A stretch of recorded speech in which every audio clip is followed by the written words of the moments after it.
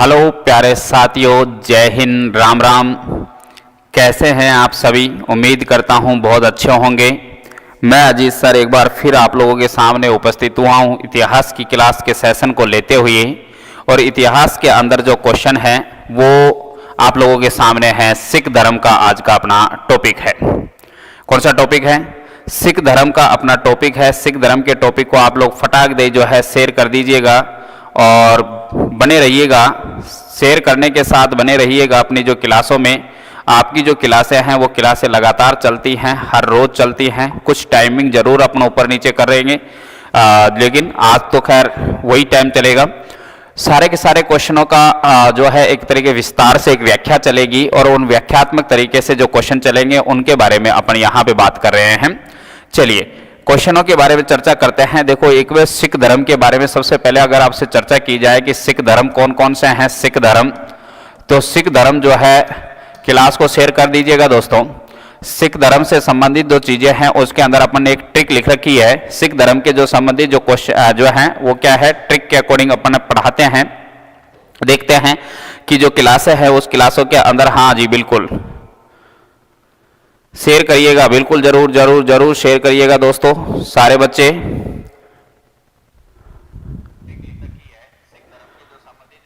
आइए जुड़िए, सभी बच्चे जुड़िए।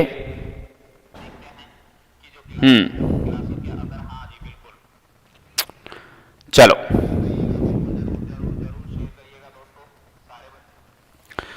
क्लास में जैसे ही जुड़ जाए हैं सबसे पहले क्लास को जरूर शेयर कीजिए, सब्सक्राइब करिएगा। जैसे सिख धर्म के कुछ गुरु हैं, उन गुरुओं की अपने ट्रिक बना रखी है। एक व्यक्ति है जिसका नाम है नानक, एक व्यक्ति है जिसका नाम है अंगद। नानक अंगद अमर हुए, क्या हो गए? अमर हुए हुए हुए तभी तो राम अर्जुन के लिए हर गोविंद बने। क्या बने? हर गोविंद बने, ठीक है, बने। हर राय मानी हरि किशन की, हर राय मानी हरि किशन की, हर राय मानी हरि किशन की तभी तो तेग बहादुर गुरु गोविंद बने। ठीक है, गुरु क्या बने? गोविंद बने। अब जैसे सिख धर्म के अंदर टोटल गुरुओं की संख्या 10, तो ये गुरु नंबर 1 है, गुरु नंबर 2 है, गुरु नंबर 3 है, क्रम से है। गुरु नंबर 4 है, गुरु नंबर 5 है, गुरु नंबर 6 है, गुरु हरगोविंद, गुरु नंबर 6। गुरु नंबर 7 हर राय, गुरु नंबर 8 हरिकिशन, और गुरु नंबर 9 है उसका नाम है तेग बहादुर, और गुरु नंबर जो 10 है उसका नाम है गुरु गोविंद सिंह। सिख धर्म में टोटल 10 गुरुओं की संख्या आती है। बिल्कुल क्लास को जरूर शेयर करिएगा दोस्तों, फटाक दे क्लास को एक बार शेयर करिए सारे बच्चे। सिख धर्म में टोटल 10 गुरु आते हैं। उन गुरुओं में अगर अपन बात करेंगे तो यहाँ पे सबसे पहले गुरु नानक जो है ना, ये सिख धर्म का संस्थापक है। सिख धर्म का क्या है? संस्थापक। इस व्यक्ति ने सिख धर्म की क्या करी है? स्थापना करी है, इसलिए सिख धर्म का संस्थापक कहलाता है गुरु नानक। गुरु नानक के समकालीन जो शासक हुआ करते थे, समकालीन जो संत हुआ करते थे, वो कौन कौन थे? एक समकालीन संत शासक हुआ करता था जिसका नाम क्या था? सिकंदर लोदी। कौन सा लोदी है? सिकंदर लोदी। एक इब्राहिम लोदी। उसके पश्चात शासक जो समकालीन होते थे वो बादशाह थे जिसका नाम था बाबर। और बाबर के पश्चात एक शासक और हुआ करता था, तो एक शासक था जिसका नाम था बादशाह तो पद है, शासक का नाम था बाबर। और बाबर के पश्चात एक शासक है जिसका नाम क्या था? हुमायूं। ठीक है, ये शासक हुआ करते थे। गुरु अंगद के बारे में अगर बात करेंगे, गुरु अंगद ने गुरु नानक की आत्मकथा लिखी है। गुरु नानक जो है, नानक की क्या लिखी है? नानक की आत्मकथा लिखी है गुरु अंगद के द्वारा। गुरु नानक की आत्मकथा जो है उसकी शुरुआत करी है। गुरुमुख लिपि का भी क्या किया है, आविष्कार किया है। गुरुमुख लिपि का क्या किया है, आविष्कार किया है। गुरु अमरदास के द्वारा अकबर से मुलाकात करी है। किससे, अकबर से मुलाकात करी है, याद रखिएगा, अकबर से मुलाकात करी है। और जो अकबर है, इस अकबर ने अकबर से मुलाकात करी है। अकबर ने गुरु अमरदास को जो है भूमि दान में दी है। उसके बाद गुरु रामदास के द्वारा अमृतसर नगर की स्थापना करी है। अमृतसर जो शहर है, ये शहर बसाया है, अमृतसर शहर बसाया है। 1577 ईस्वी के समय अमृतसर शहर बसाया है। गुरु अर्जुन देव के द्वारा बात करेंगे तो गुरु अर्जुन देव वही व्यक्ति है जिसने अमृत शहर के अंदर स्वर्ण मंदिर, कौन सा मंदिर है, स्वर्ण मंदिर, और स्वर्ण मंदिर को अपन है ना गोल्डन टेम्पल भी बोल सकते हैं। क्या है, गोल्डन टेम्पल।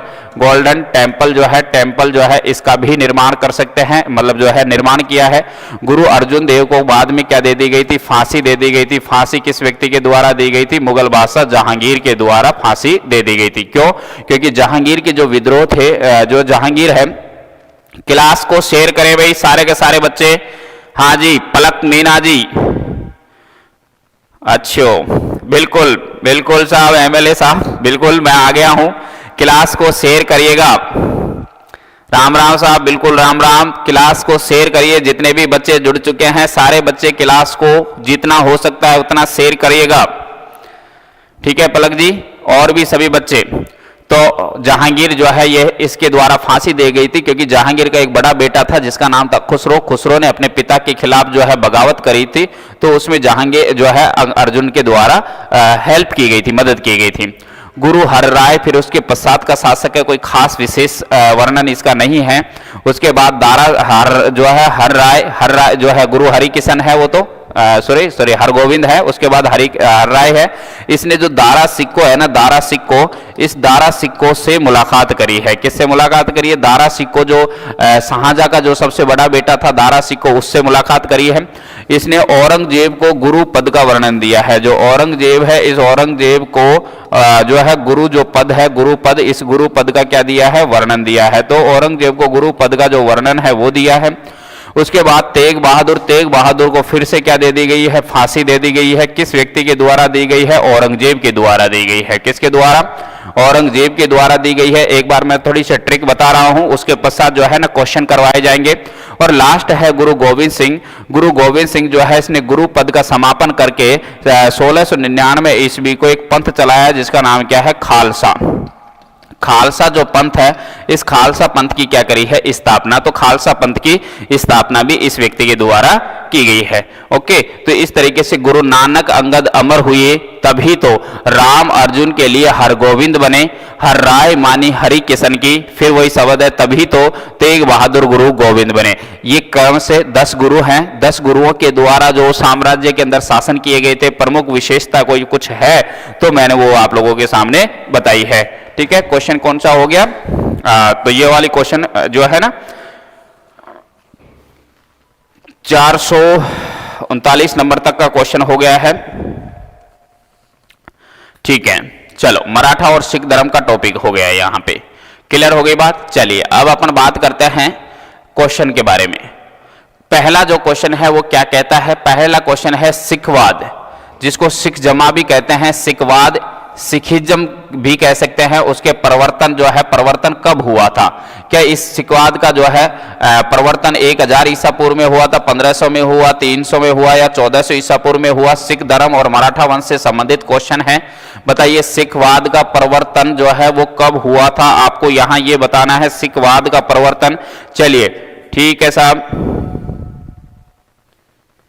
बिल्कुल पलक जी, टीकाराम जूली साहब ने पिछले कार्यकाल में मुझे अवार्ड दिया था, बिल्कुल दिया था, और इतिहास को पढ़ाने के लिए ही जो कंपटीशन हुआ था उसी के अंदर मैं जीता था, तो उसके तहत ही टीकाराम जूली के द्वारा मुझे सम्मानित किया गया था। बिल्कुल सही बात है पलक जी, आप मेरी लग रहा है सब बहुत पुराने स्टूडेंट हो शायद उस कोचिंग से, जहां से जो है जिसमें मुझे सम्मानित किया गया था, वो जो कोचिंग थी उसका नाम था कुणाल तिवारी कोचिंग, यानी चित्ररंजन तिवारी वाली सर, वहां पे। खैर सिखवाद, सिखवाद के तहत यहां जो आपका आंसर होगा वह आंसर कितना है, 1500 ईसा पूर्व है। 1500 ईसा पूर्व के अंदर 1500 जो ईसा पूर्व है, 1500 ईसा पूर्व में सिखवाद या सिखिज्म जो है उसका परिवर्तन हुआ था। क्लियर हो गई। चलिए क्लास को शेयर करिएगा, जितना हो सके उतना ज्यादा से ज्यादा शेयर करिएगा ताकि बच्चे और जुड़ पाएं। गुरु नानक ने उपदेश दिया था, गुरु नानक जो है उसके बारे में बात आ रही है, उपदेश दिया था। अब देखो गुरु नानक जो है वह व्यक्ति जो है उपदेश देगा, तो सबसे पहले गुरु नानक का थोड़ा सा परिचय ले लीजिए। गुरु नानक जो है इस व्यक्ति का जन्म कब हुआ था, तो सन 1439 ईस्वी के समय इसका जन्म हुआ था। कहाँ हुआ था? तलवंडी में। कौन सी वंडी में? तलवंडी। ननकाना, ननकाना कहाँ पड़ेगा? तलवंडी ननकाना पाकिस्तान के अंदर इनका जन्म हुआ है। गुरु नानक के पिता जो है, इनके पिता का नाम क्या है? पिता का नाम क्या है? कालू मेहता जो है इनके पिताजी का नाम है, कालू मेहता इनके पिताजी का नाम है। गुरु नानक जो है इस व्यक्ति के बारे में कि इनको आध्यात्मिक ज्ञान की प्राप्ति हुई, ज्ञान जो है इस ज्ञान की प्राप्ति हुई, ज्ञान की जो प्राप्ति हुई है, यह ज्ञान की प्राप्ति कब हुई है? तो गुरु नानक के द्वारा ज्ञान की जो प्राप्ति हुई है वो कब हुई है? सन 1496 ईस्वी के समय। सन 1496 ईस्वी के समय इनको ज्ञान की प्राप्ति हुई है। बैसाख मास में, बैसाखी के दिन में हुई थी, तो बैसाखी के अंदर इनको ज्ञान की प्राप्ति हुई है। और गुरु नानक जो है, इस गुरु नानक ने बाद में जैन धर्म की सिख धर्म की क्या कर दी? स्थापना। गुरु नानक के द्वारा सिख धर्म जो है, इस सिख धर्म की क्या करी है? सिख धर्म की स्थापना करी है, स्थापना। तो सिख धर्म का जो संस्थापक है ये हिंदू धर्म से, सनातन धर्म से अलग होने के साथ ही हुआ है। ठीक है। तो गुरु नानक जो है, गुरु नानक के बारे में विशेष बात यह है कि इस व्यक्ति ने जो उपदेश दिए थे, उस उपदेश के अंदर क्या था? तो उपदेशों के अंदर विशेष बात यह थी कि मानव बंधुता जो है, मानव बंधुत्व जो है इसका उपदेश दिया था, मानव बंधुत्व का उपदेश दिया था। मानव बंधुत्व का मतलब जो है इंसान को इंसान का बराबर का दर्जा मिलना चाहिए, कहीं ब्राह्मण क्षत्रिय वैसे शूद्र जो है बंटवारा वो नहीं होना चाहिए। जहां मानव शब्द है, जहां मानव की बात है, तो मानव केवल एक ही जाति है, वो सिर्फ मानव है, मानव में कोई बदलाव नहीं होना चाहिए। ठीक है। इस तरीके से तो मानव हितैषी के कार्य होने चाहिए, जीते जी मानव का कार्य, मानव हित में कार्य करना चाहिए, और जीते जी जितना ज्यादा मानव कल्याण के लिए आप योगदान देंगे वही उतना ही जल्दी और उतने ही श्रेष्ठ तरीके से आपको मोक्ष की प्राप्ति होगी। क्लास को ज्यादा से ज्यादा शेयर कीजिएगा दोस्तों। तो यहां पे आंसर हो गया बी। नेक्स्ट आइएगा, अगला क्वेश्चन क्या कहता है? गुरुमुख लिपि जो है किसके द्वारा की गई थी? मैंने आपको कहा था गुरुमुख लिपि जो है, गुरुमुख लिपि के जो आविष्कार करता है, गुरुमुख लिपि के आविष्कार करता, उनका नाम क्या है? गुरु अंगद। यह जो गुरु अंगद है ना, ये गुरु नंबर 2 है। गुरु नंबर कौन से हैं? गुरु नंबर 2 है। गुरु अंगद के द्वारा गुरु नंबर 2। दूसरी बात यह है कि गुरु अंगद जो है इन्होंने गुरु नानक की, किसकी? गुरु नानक जो है उस गुरु नानक की आत्मकथा लिखी है। क्या लिखी है? आत्मकथा लिखी है। एक विशेष बात। दूसरी विशेष बात, इन्होंने गुरुमुख लिपि जो है, गुरुमुख लिपि का भी क्या किया है? आविष्कार किया है। तो गुरुमुख लिपि का भी आविष्कार जिस व्यक्ति के द्वारा किया गया है उस व्यक्ति का नाम क्या है? गुरु नानक। गुरु नानक जो है क्रम संख्या 2 पर विराजमान है, क्रम संख्या 2 पर है। ठीक है। चलिए बहुत बढ़िया। क्लास को ज्यादा से ज्यादा शेयर करो दोस्तों। जब तक बच्चे नहीं जुड़ेंगे पढ़ने में पढ़ाने में बिल्कुल मजा नहीं आएगा, इसीलिए क्लास को ज्यादा से ज्यादा आप लोग शेयर कीजिएगा। ओके। नेक्स्ट अगला क्वेश्चन पे आ जाए। आदि ग्रंथ किसने संकलित किया था? आपसे ये पूछा गया है। आदि ग्रंथ, आदि जो ग्रंथ है, इस आदि ग्रंथ एक पुस्तक है, इस आदि ग्रंथ का जो संकलन है वो किस व्यक्ति ने किया था? ऐसा है, आदि ग्रंथ जो है इसका जो संकलन करता है, संकलन करता यह कौन है? आपसे ये पूछा है। संकलन करता गुरु नानक है, गुरु रामदास है, गुरु अर्जुन देव है या गुरु गोविंद सिंह है? इसका संकलन करता जो है ना वो अर्जुन देव है। कौन है? अर्जुन देव।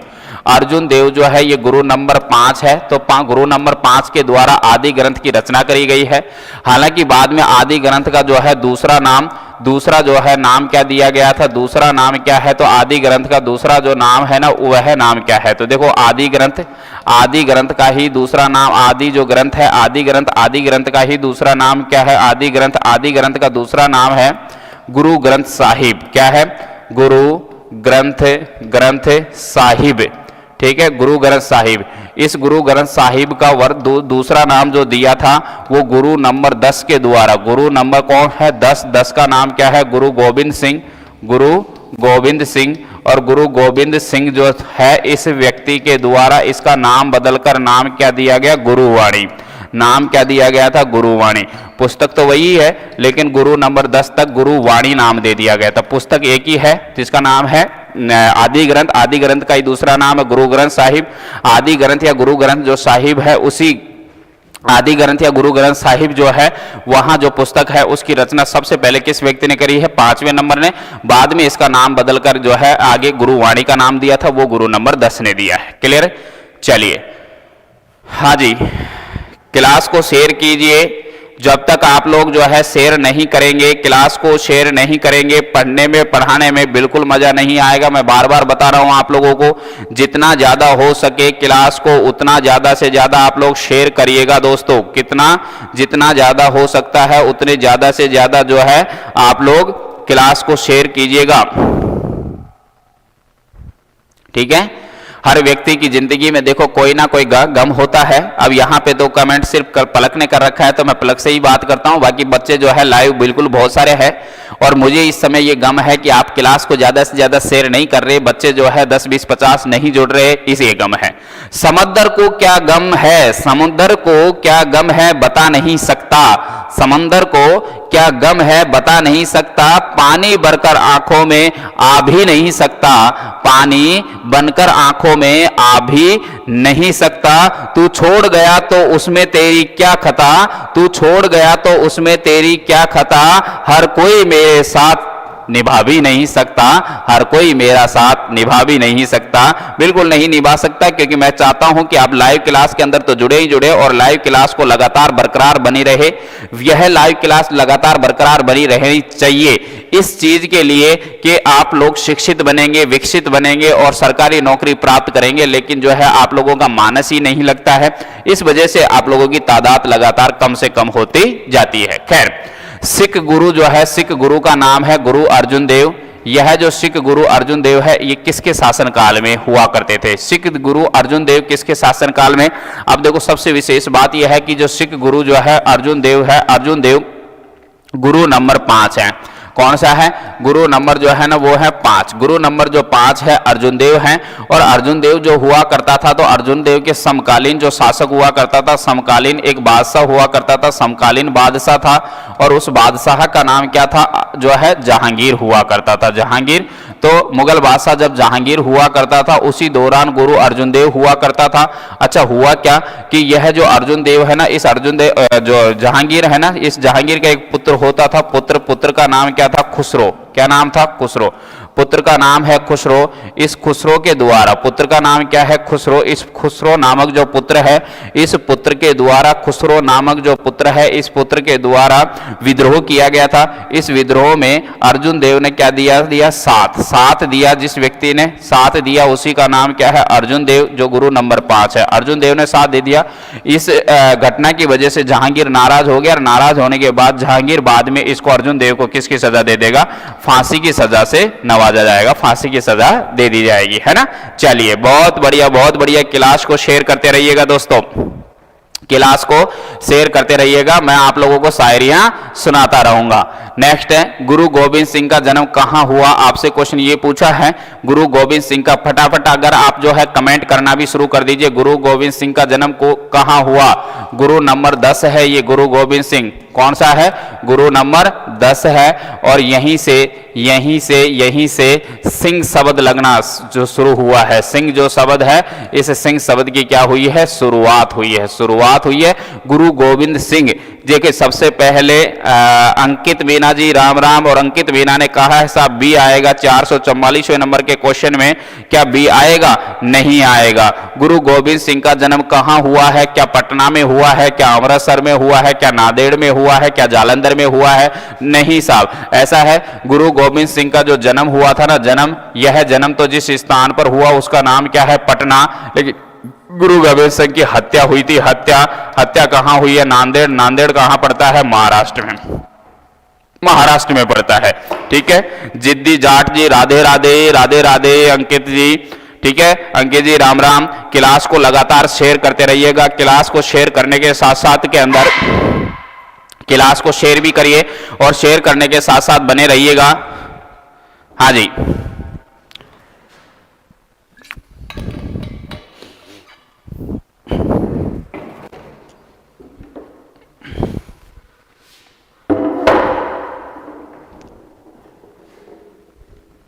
तो आंसर क्या हो गया आपका? पटना हो गया यहां पे, ठीक है, ए हो गया है। आइए 445 नंबर पे, गुरु गोविंद सिंह सिखों के कौन थे? गुरु गोविंद सिंह जो थे 445 नंबर 46 पे आइए, गुरु गोविंद सिंह जो है सिख धर्म के क्या थे? 445 गुरु गोविंद सिंह सिख धर्म के कौन से नंबर के गुरु थे? देखो सिंह शब्द से ही आप समझ जाना, सिंह शब्द की जो शुरुआत हुई है वो 10वें नंबर के गुरु के द्वारा शुरुआत की गई है। गुरु गोविंद सिंह वही व्यक्ति है जिस व्यक्ति ने एक तो आदि ग्रंथ का नाम बदला है। आदि जो ग्रंथ है, इस आदि ग्रंथ जो पुस्तक है इसका दूसरा नाम है गुरु ग्रंथ साहिब।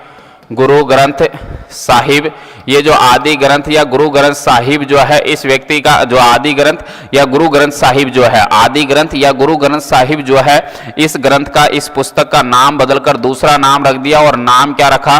इसका जो नाम रखा था वह नाम रखा था क्या? तो इसका जो नाम रखा है वो है गुरुवाणी। क्या नाम रखा है? गुरुवाणी इसका नाम रखा है। एक विशेष बात, आदि जो गुरु गोविंद सिंह जो है ना, ये गुरु नंबर 10 थे। कौन से? गुरु नंबर 10 थे, 10वें नंबर के थे। इसने गुरु शब्द को, गुरु जो पद है, गुरु पद को क्या कर दिया? पद को समाप्त कर दिया, गुरु पद को समाप्त किया। और समाप्त करके क्या है, 1699 ईस्वी के समय खालसा पंथ की स्थापना करी है। खालसा जो पंथ है, इस खालसा पंथ की क्या करी है? स्थापना करी है, खालसा पंथ की स्थापना करी है। ठीक है, तो गुरु नंबर 10 कहां है? अंतिम, अंतिम है, मतलब 10वें नंबर का है। ठीक है, चलो। किसने कमेंट नहीं किया? किसी ने कमेंट नहीं किया भाई, गलत बात, बिल्कुल गलत बात। 446 नंबर पे आइए, गुरु गोविंद सिंह थे क्या है? क्या ये सिख धर्म के 10वें और अंतिम गुरु थे?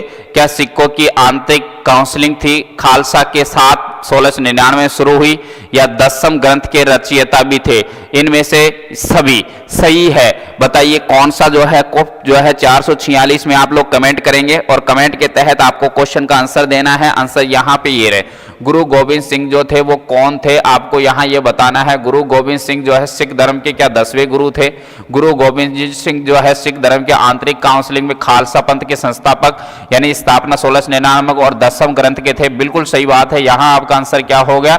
डी हो गया है। सभी सही हैं, गुरु गोविंद सिंह जो थे वो क्या है? सभी सही है। क्लियर? ओके, चलो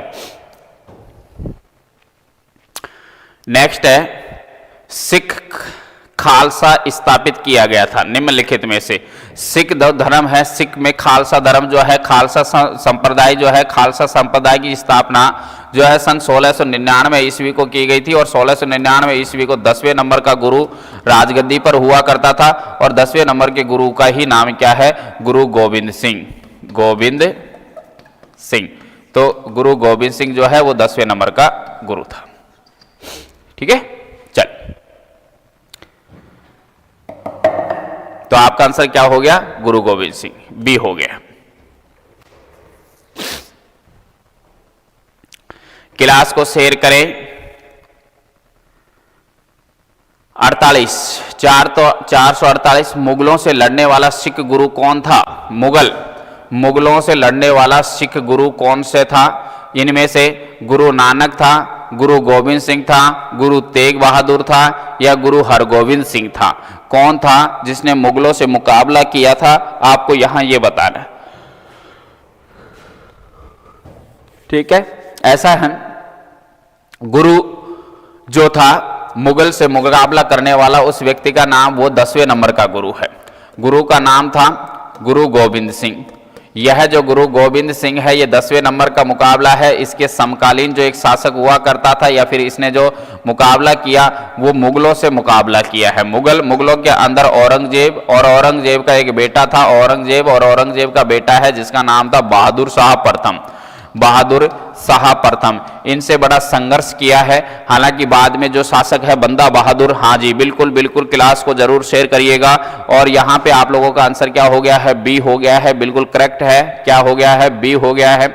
चलिए आगे आइएगा, 449वें नंबर के क्वेश्चन पे आइएगा। 449वां नंबर का क्वेश्चन जो है वो क्या कहता है, फटाक दे देखो, क्लास को तो शेयर करना ही करना है। क्लास को शेयर करने के साथ साथ में विशेष बात यह है कि आप लोग जो है क्वेश्चनों के माध्यम से जो आपकी जीके बढ़ाई जा रही है इसके ऊपर आप बरकरार रहा करो दोस्तों, ठीक है। चलो आगे आइएगा, निम्नलिखित में से महाराजा रणजीत सिंह प्रमुख थे। निम्नलिखित जो है, इन निम्नलिखित में से महाराजा कौन था, रणजीत सिंह। इस रणजीत सिंह जो है वो प्रमुख थे किसके, निहंगल मिसल के, रामगढ़िया मिसल के, शुक्राचार्य मिसल के या दलेवालिया मिसल के। जो रणजीत सिंह जो शासक हुआ करते थे, जो पंजाब के क्षेत्र के अंदर शासन किया करते थे, तो आपसे पूछा गया है रणजीत सिंह जो शासक थे वो किसके शासक हुआ करते थे, वो किस जो है प्रमुख हुआ करते थे। तो ऐसा है, शुक्राचार्य जो मिसल है, शुक्राचार्य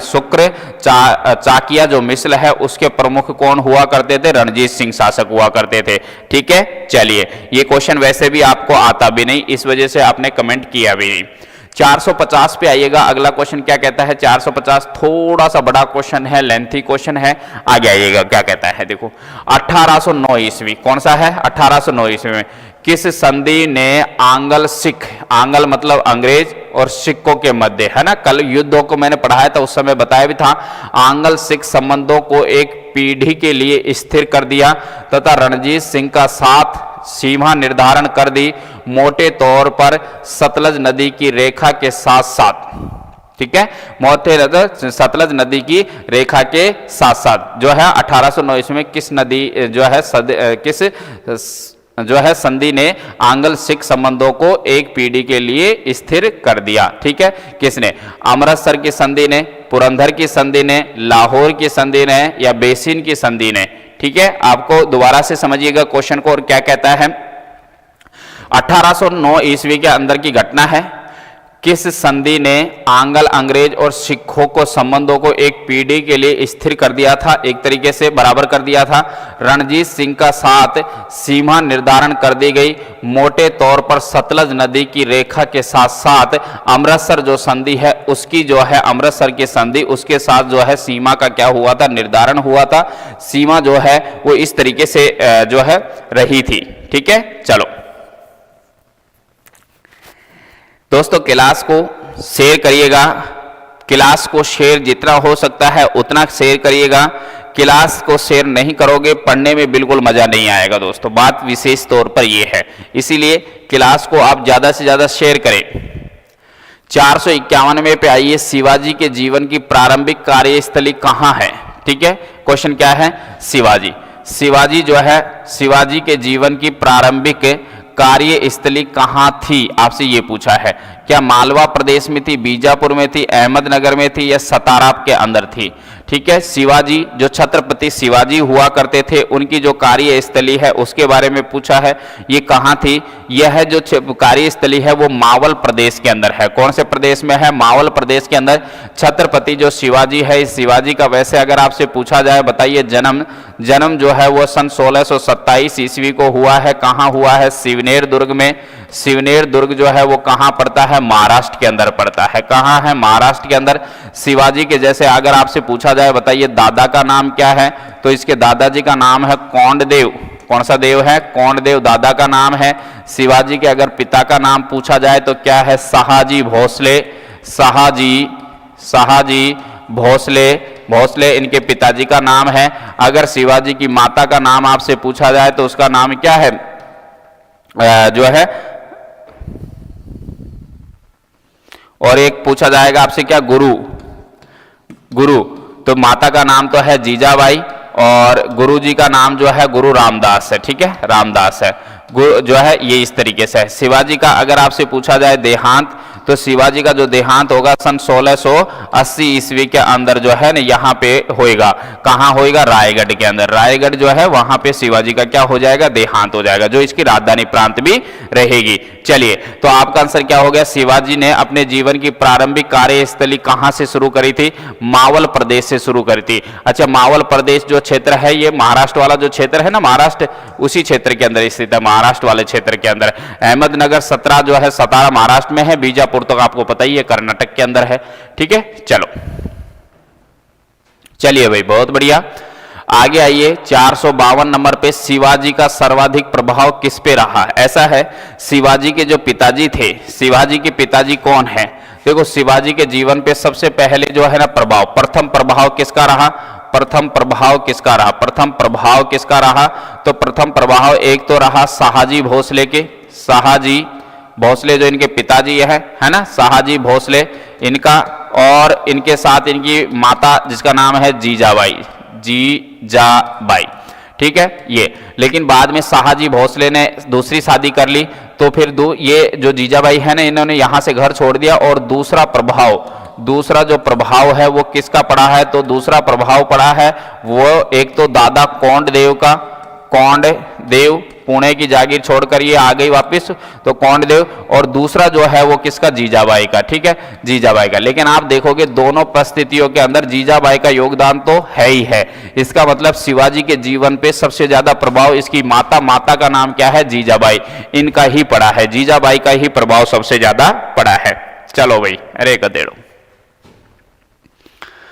453 पे आइएगा। 453 वाला क्वेश्चन क्या कहता है? शिवाजी के बाल्यकाल पर किसका प्रभाव सबसे ज्यादा पड़ा है? वही क्वेश्चन है, शाहजी भोसले का पड़ा है, माता जीजाबाई का पड़ा है, गुरु कोंडदेव का पड़ा है, तुकाबाई मोइली का पड़ा है। तो शाहजी भोस जो है, यहाँ जो जीजाबाई है, जीजाबाई का सबसे ज्यादा प्रभाव तो पड़ा ही है। 453वां नंबर का क्वेश्चन है ना, फटाफट कमेंट करिएगा। कौन करेगा यहाँ कमेंट? कोई नहीं करेगा। चलिए, तो यहाँ पे एक तो यह माता जी का जो है प्रभाव सबसे ज्यादा पड़ा है, और दूसरी बात यह है कि इसके ऊपर प्रभाव गुरु और दादा। ठीक है, तो ये गुरु के पद पे भी हैं और दादा के पद पे भी हैं, दोनों हैं। हालांकि गुरु जो है रामदास भी है, ये भी, और ये माता के पद पे हैं, तो माता जो है ये, तो इनके जीवन पे सबसे ज्यादा प्रभाव दो व्यक्तियों का पड़ेगा। प्रमुख अगर दो में से भी प्रमुख पूछा जाए ना, तो माता का सबसे ज्यादा प्रभाव पड़ेगा शिवाजी के जीवन पे। ठीक है, आगे आइएगा दोस्तों। 454 नंबर का क्वेश्चन क्या कहता है? छत्रपति शिवाजी की माता का नाम क्या था? मैंने आपको अभी अभी बताया था, छत्रपति जो शिवाजी है, इस छत्रपति शिवाजी के जो है पिताजी जो है, पिता का नाम मैंने आपको अभी अभी बताया था, जिसका नाम था शाहजी भोसले। शाहजी भोसले पिताजी का नाम है। अगर आपसे पूछा जाए इनकी माता का नाम क्या है, तो माता का नाम है जीजाबाई, जीजाबाई। अगर आपसे ये पूछा जाए कि इनके गुरु ऑब्लिक दादा का नाम क्या है, तो दादा का नाम है कोंडदेव, कोंडदेव। इसका अगर आपसे पूछा जाए सिर्फ गुरु का नाम क्या है, तो गुरु का नाम है रामदास। कौन सा दास? रामदास।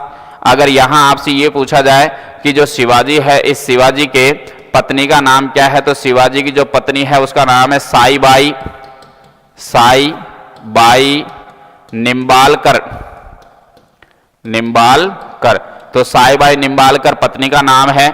अगर बात करें छत्रपति शिवाजी के आगे, तो छत्रपति की पत्नी हो गई, पत्नी के पश्चात अगर इसके बात करें पुत्र का नाम, तो पुत्र का नाम है संभाजी, संभाजी है ना, संभाजी। और एक पुत्र हो रहा है जिसका नाम है राजाराम। ये दो पुत्र है इसके। फिर उसके बाद पौत्रों के बारे में बात करें, पौत्र, तो राजा संभाजी से जो पुत्र पैदा हुआ था उसका नाम तो है साहू, तो एक पोता तो इसका ये है।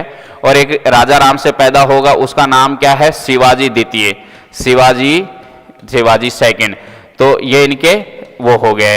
तो पारिवारिक रिश्तों के अंदर जितने भी रिश्तेदार थे, मैंने आपको एक साथ इनका सार संग्रह बता दिया है। समझ में आ गया होगा, लेकिन कोई क्लास को शेयर नहीं कर रहा होगा। चले, शिवाजी की माता जी का नाम पूछा है, माता का नाम क्या है? जीजाबाई है। ठीक है, चलो बाद में देख लेना, कोई बात नहीं। मराठा योद्धा शिवाजी के पिता कौन थे? मैंने आपको अभी बताया था, शाहजी भोसले थे, संभाजी थे, या पेशवा थे, या नानाजी थे। तो इनके पिताजी का नाम क्या था? शाहजी भोसले थे। मैंने आपको बताया था ये पुणे की जागीर के अंदर जागीरदार हुआ करते थे, एक तरीके से शासक हुआ करते थे। बीजापुर रियासत के अंडर में नौकरी जरूर ये किया करते थे। शिवाजी का काम मुख्यतः जो है चोरी चकारी करना होता था, और चोरी चकारी करके गरीबों के अंदर दान दक्षिणा के तौर पर बांट देना। इसलिए मराठा भाषा बोलने वाले लोगों का जो है एक तरीके से मसीहा बन गया था शिवाजी। ठीक है, मसीहा बन गया था। क्लास को शेयर करिए, मैं बार बार कह रहा हूं क्लास को ज्यादा से ज्यादा शेयर करिए। अगर क्लास के अंदर बच्चे नहीं आएंगे, ज्यादा नहीं आए तो मैं क्लास को यही जो है स्टॉप कर दूंगा। पहले बता रहा हूं, लाइव हूं, मैं बार बार कह रहा हूं क्लास को ज्यादा से ज्यादा जो शेयर करिएगा। अगर बच्चे आप लोग नहीं पढ़ना चाहते, क्योंकि आप लोगों के एसएससी जीडी की भर्ती को मैं ध्यान में रखते हुए रोज आ रहा हूं, अगर नहीं पढ़ना चाहते तो क्लास को स्टॉप कर दूंगा मैं यहीं की यही। ठीक है, चलो चलिए चलिए चलिए, बहुत बढ़िया।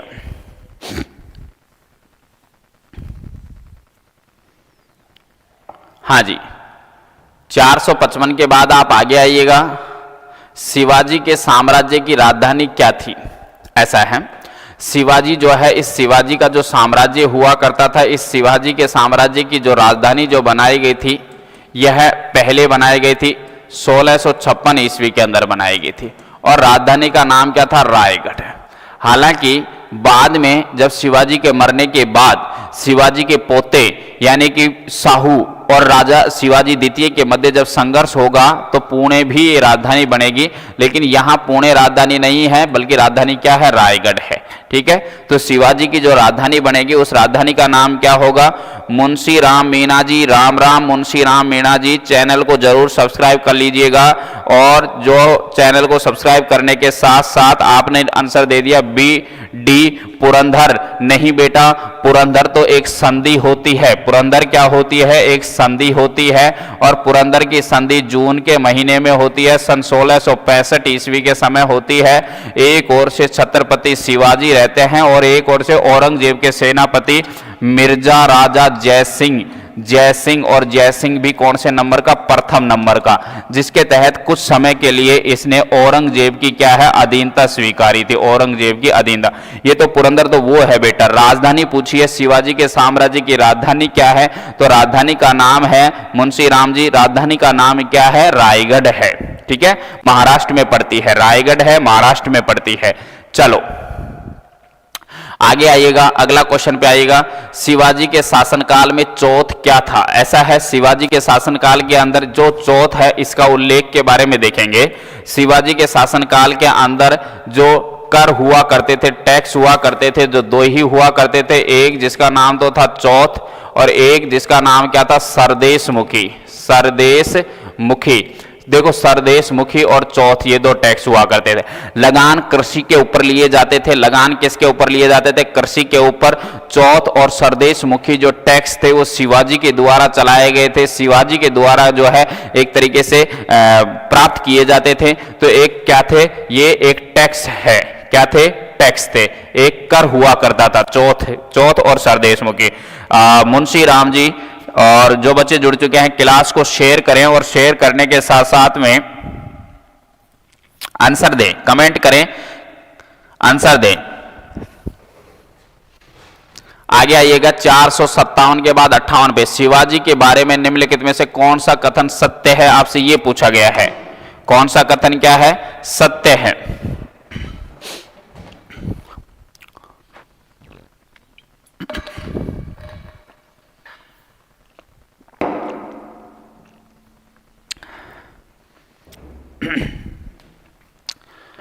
कौन सा कथन सत्य है आपको यहां यह बताना है। मुंशी राम बता रहा है साहब ए आएगा। 458 नंबर का जो क्वेश्चन है उसमें बता रहा है साहब ए आएगा। मुंशी राम जी क्वेश्चन अच्छे से पढ़िए, उसके बाद बहुत सोच समझ के आंसर देना। ठीक है, चलो अच्छे से क्वेश्चन को पढ़िए, समझिए और उसके बाद आंसर दीजिएगा।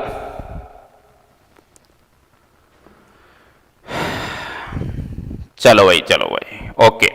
तो यहां पे क्या है? शिवाजी के बारे में निम्नलिखित में से कौन सा कथन जो है, शिवाजी के बारे में निम्नलिखित में से कौन सा कथन सत्य है? केवल सत्य ढूंढना है। क्या पुणे उनकी राजधानी थी? बिल्कुल नहीं थी। उन्होंने मराठा को एक राष्ट्र के रूप में जोड़ा। वह गुरिल्ला युद्ध पद्धति में विश्वास नहीं, बिल्कुल विश्वास करता था। गैर हिंदुओं की ओर सही सुनता था। कौन सा जो है आपका आंसर याद रखेगा, यहां आपका आंसर बिल्कुल ये है, मराठी भाषा बोलने वाले लोगों को एक समूह के रूप में जोड़ा। और जो हाँ मुंशीराम जी कह रहे हैं साहब बी आएगा, और ये बिल्कुल करेक्ट है मुंशीराम जी, बहुत बढ़िया, शाबाश। मराठी भाषा बोलने वाले जो महाराष्ट्र में हैं उनको एक समूह के रूप में जोड़ा, और समूह के रूप में जोड़कर मराठी भाषाओं का ही एक ग्रुप बनाया, उसका अध्यक्ष खुद बना तो राजा बन गया, इसलिए छत्रपति कहलाया। और साथ साथ के अंदर ये कि जो मंत्रिमंडल बनाया जिसका नाम क्या रखा, अष्टप्रधान रखा। क्या रखा, अष्टप्रधान, इन्होंने मंत्रिमंडल का जो है नाम रखा था। ठीक है, चलिए 459 में आइए, मुगलों के विरुद्ध शिवाजी द्वारा अपनाई गई युद्ध नीति कौन सी थी। ठीक है, मुगल जो है, मुगलों के विरुद्ध शिवाजी द्वारा अपनाई गई युद्ध नीति क्या है, युद्ध नीति कौन सी थी। सतर्क सेना थी, बड़ी सेना थी, राजनीतिक वर्चस्व था, या छापामार युद्ध हुआ करता था। मुगलों के विरुद्ध जो है, देखो मुगलों के विरुद्ध शिवाजी की जो नीति थी वह क्या थी, तो शिवाजी के विरुद्ध देखो सतर्क तो हर युद्ध में रहता ही है, लेकिन गुरिल्ला युद्ध पद्धति, गुरिल्ला युद्ध पद्धति ये शिवाजी की सर्वश्रेष्ठ पद्धति हुआ करती थी, युद्ध पद्धति। और गुरिल्ला युद्ध पद्धति को आना क्या बोलते हैं, छापामार युद्ध पद्धति भी बोलते हैं। छापामार युद्ध पद्धति जो है ना, ये भी बोला जाता है छापामार। तो आपका आंसर क्या हो गया, डी। कौन दे रहा है, कौन दे रहा है, रंगलाल मीना जी।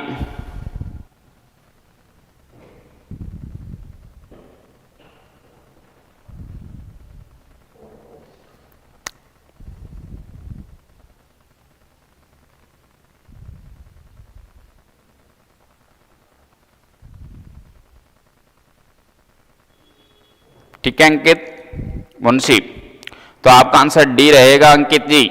मुंशी राम ने बिल्कुल करेक्ट दिया है।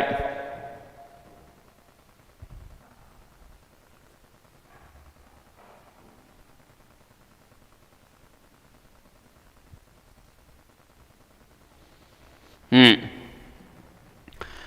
460 नंबर पे आइएगा। वह अंतिम हिंदू राजा जिसने हिंदू स्वराज की, क्वेश्चन समझिएगा क्या कह रहा है, वह अंतिम हिंदू राजा जिसने हिंदू स्वराज स्थापित करने में कुछ हद तक सफलता प्राप्त कर ली थी। छत्रपति शिवाजी, महाराणा प्रताप, चंद्रगुप्त मौर्य, राणा सांगा।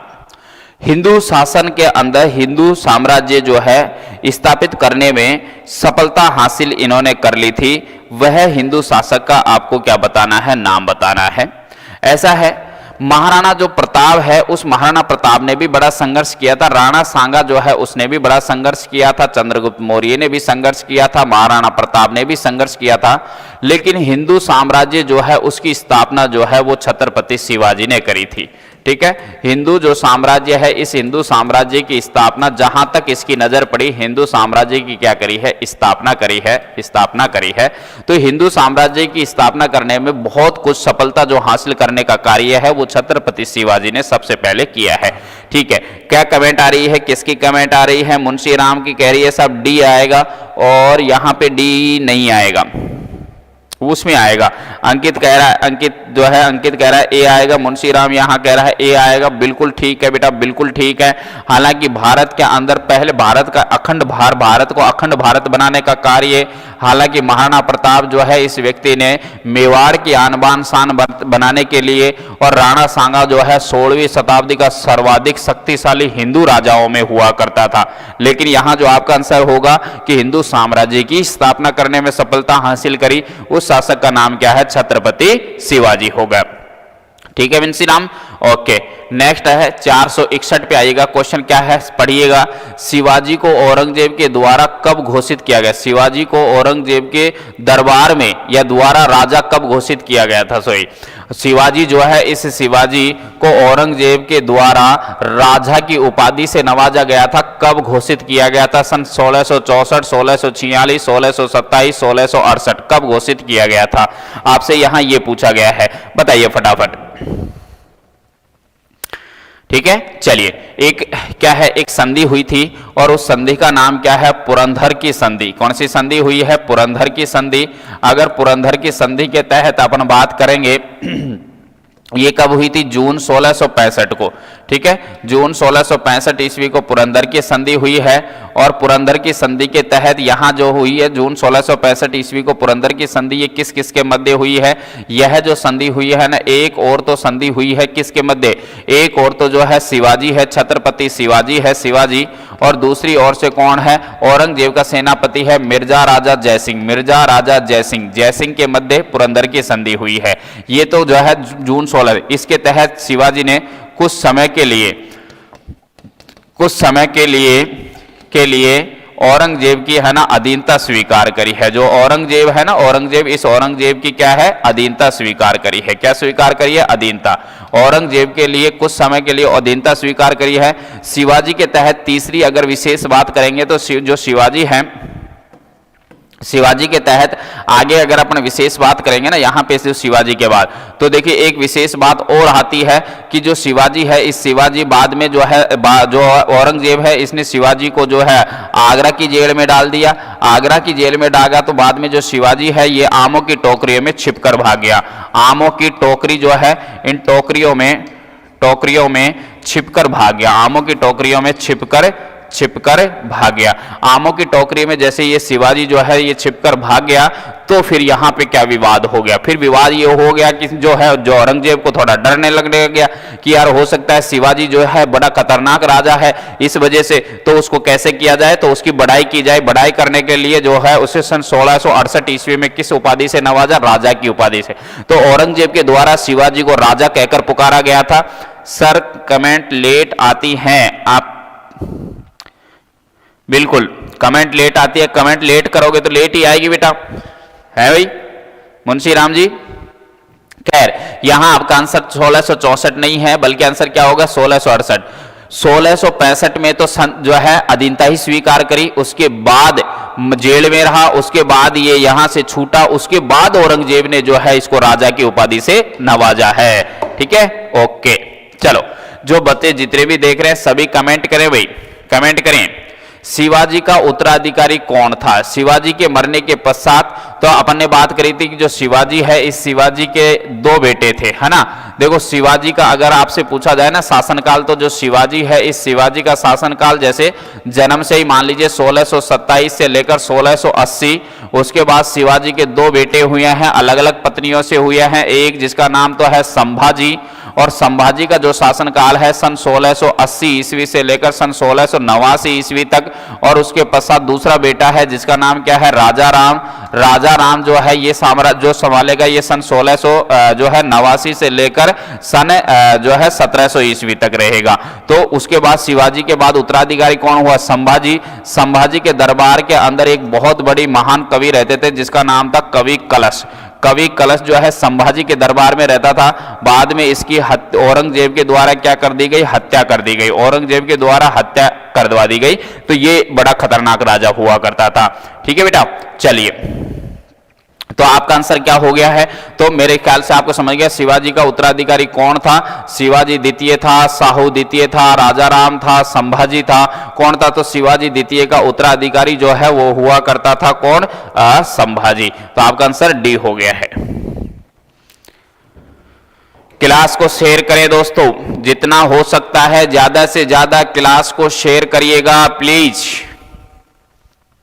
मजा नहीं आ रहा है पढ़ाने में, पढ़ने में।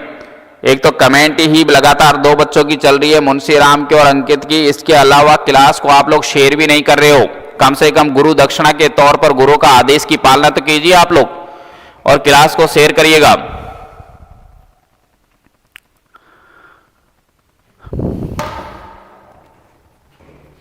शेयर करें क्लास को और आंसर कमेंट करें।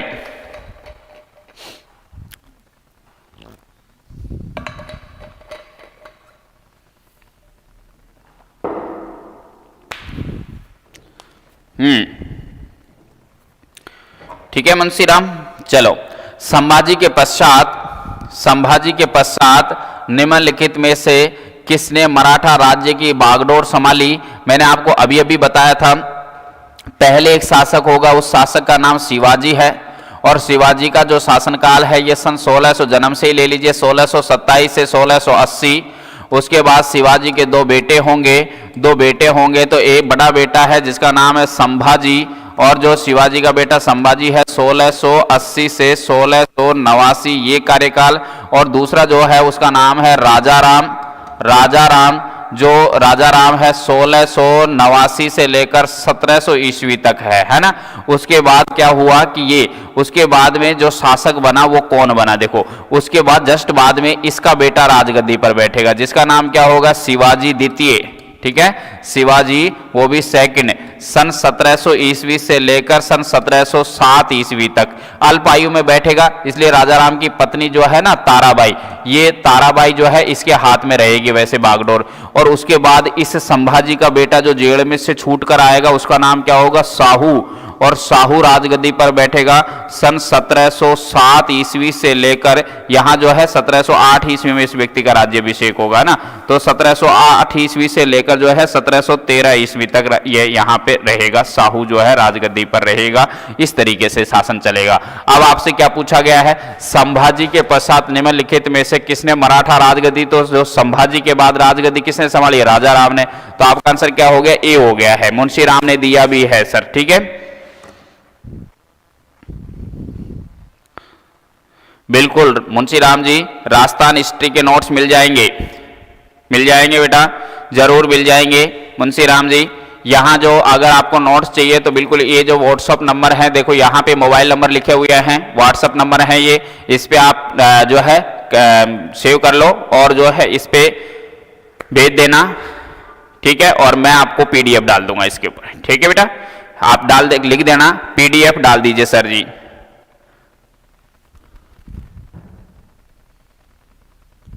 ठीक है भाई, स्टार ए, तो पीडीएफ डाल दी जाएगी, आपको मिल जाएंगे नोट्स नेशनल हिस्ट्री के, राजस्थान हिस्ट्री के क्वेश्चनों के पेपर से व्याख्यात्मक तरीके सभी तरीके से मिल जाएगी। नेक्स्ट क्वेश्चन है, कहां पर शिवाजी के मंदिर बालू के नीचे दबे हुए हैं, किस स्थान पर शिवाजी के मंदिर बालू से दबे हुए हैं, मैसूर में, नंजनगुड्डू में, तलकाडू में, या इनमें से कोई नहीं। किस स्थान पर शिवाजी के जो मंदिर हैं वो बालू के अंदर दबे हुए हैं, आपसे यहां ये पूछा गया है, बालू के अंदर दबे हुए हैं ये पूछा गया है। याद रखेगा, तलकाडू एक ऐसी जगह है मुंशीराम, तलकाडू एक ऐसी जगह है जहां पे शिवाजी के मंदिर हैं, महल हैं, दुर्ग हैं, किले हैं, लेकिन वहां वो बालू से दबे हुए हैं। तो कहां पर शिवाजी के मंदिर बालू के नीचे दबे हुए हैं, तलकाडू एक ऐसी जगह है जहां पर जो है मंदिर जो है बालू के नीचे मतलब मिट्टी के नीचे दबे हुए हैं। 465 में क्लास को शेयर करने में कमी ना छोड़ें, क्लास को लगातार शेयर करते रहिएगा। माहेश्वर किस मराठा रानी की राजधानी हुआ करती थी, माहेश्वर जो है, माहेश्वर ये किस मराठा रानी की जो है राजधानी हुआ करती थी, लक्ष्मीबाई की हुआ थी, अहिल्याबाई होलकर की हुआ करती थी, जीजाबाई की हुआ करती थी, या चांद बीबी की हुआ करती थी। कमेंट करें, फास्ट करें कमेंट।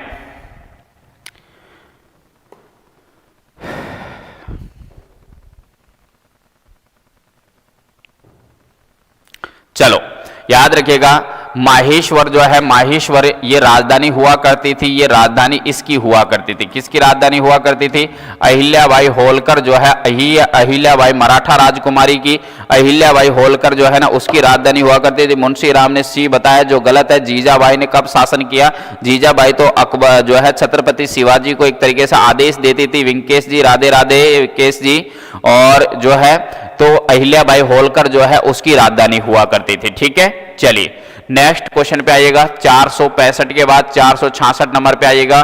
पेशवा बाजीराव प्रथम निम्न में से कौन सा इलाका नहीं जीत सका। पेशवा जो था उसका नाम था बाजीराव, बाजीराव प्रथम कहा जाता है। बाजीराव प्रथम बहुत खतरनाक राजा हुआ करता था, इतना वीर योद्धा के साथ इतना फुर्तीला होता था कि दूसरों को जब तक कोई बात समझ में आती तब तक ये तीसरा कदम उठा लिया करता था। बाजीराव प्रथम की प्रेमिका जो है वही हुआ करते थे जिसका नाम था मस्तानी, और ये मुस्लिम धर्म से थी, इसीलिए बाजीराव और मस्तानी की प्रेम कहानी थोड़ी है ना ज्यादा प्रसिद्ध है। आपसे क्या पूछा गया है, पेशवा जो है, पेशवा बाजीराव जो प्रथम है, इनमें से कौन सा इलाका नहीं जीत पाया, नहीं जीत पाया, ये पूछा गया है। गुजरात नहीं जीत पाया, बुंदेलखंड नहीं जीत पाया, उड़ीसा नहीं जीत पाया, मालवा। देखो ये जो क्षेत्र है, ये जो क्षेत्र है, ये जो क्षेत्र है, ये था, लेकिन कौन सा क्षेत्र नहीं जीत पाया, वो उड़ीसा जो क्षेत्र है, उड़ीसा क्षेत्र, ये जो क्षेत्र है, ये बाजीराव प्रथम है ना वो जीत नहीं पाया। तो आपका आंसर क्या हो गया, उड़ीसा। बाजीराव प्रथम का साम्राज्य का विस्तार हो चुका था, बहुत ज्यादा विस्तार हो चुका था, लेकिन फिर भी उड़ीसा जो साम्राज्य है ये नहीं जीत पाया। आंसर क्या रहेगा, सी रहेगा बेटा। ठीक है, आंसर क्या रहेगा, सी रहेगा। मालवा तो ठीक है, पहले जो गुजरात में पड़ता था, आजकल ये एमपी में पड़ेगा, बिल्कुल। नेक्स्ट आइएगा, अगला क्वेश्चन क्या कहता है, 67 नंबर पे आइएगा। हाँ जी, किस पेशवा को पेशवा के इतिहास में नाना साहब के नाम से भी जाना जाता है। यानी कि कहने का मतलब यह है, जिस व्यक्ति का नाम नाना साहब है, जिस व्यक्ति का नाम क्या है, नाना साहब है, जिस व्यक्ति का नाम नाना साहब भी है, उसी व्यक्ति को अन्य किस नाम से भी जाना जाता है। क्या बाजीराव प्रथम के नाम से, क्या बालाजी बाजीराव के नाम से, क्या माधोराव के नाम से, या बाजीराव जो है उसके नाम से जाना जाता है। तो आपको ये बताना है, नाना साहेब की तरह जाना जाता है। ठीक है, किस पेशवा को पेशवा के इतिहास में नाना साहेब की तरह से जाना जाता है। आपका जो क्वेश्चन है उसका आंसर बताइएगा, फटाक दे कमेंट करिएगा। कौन कर रहा है कमेंट, सबसे पहले कौन कर रहा है,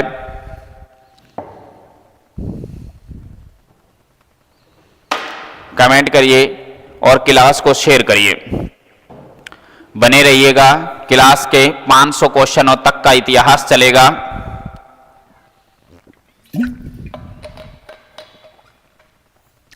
इतना ज्यादा देखो टाइम, आप लोग कमेंट बहुत धीरे करते हो, इसलिए इतना कमेंट। बिल्कुल फर्स्ट ग्रेड का बेटा इतिहास ही होती है, इतिहास के क्वेश्चन वही होते हैं, लेवल का फर्क पड़ जाता है। लेकिन अपन है ना शिक्षक भर्ती में फर्स्ट ग्रेड हिस्ट्री का नहीं, बल्कि कॉलेज लेक्चरार, स्कूल लेक्चरार जो है ना, दोनों का अपन ने कवर कर रखा है। स्कूल लेक्चरार तक का कवर किया है, तो मतलब कॉलेज लेक्चरार तक का मैटर कवर किया है, तो स्कूल लेक्चरार तो उसके अंडर ही आ गई। ठीक है, और छोटी भर्तियां तो आराम से कवर करती है। तो नाना साहब की तरह जाना जाता है, उस शासक का नाम क्या है, बाजीराव प्रथम, सॉरी बाजीराव प्रथम नहीं, बालाजी बाजीराव आपका आंसर रहेगा। कौन है, बालाजी बाजीराव। जो पेशवा हुआ करता था, वह जो पेशवा है उसका नाम था बालाजी बाजीराव। बिल्कुल विकेश जी ने कहा है, बिल्कुल।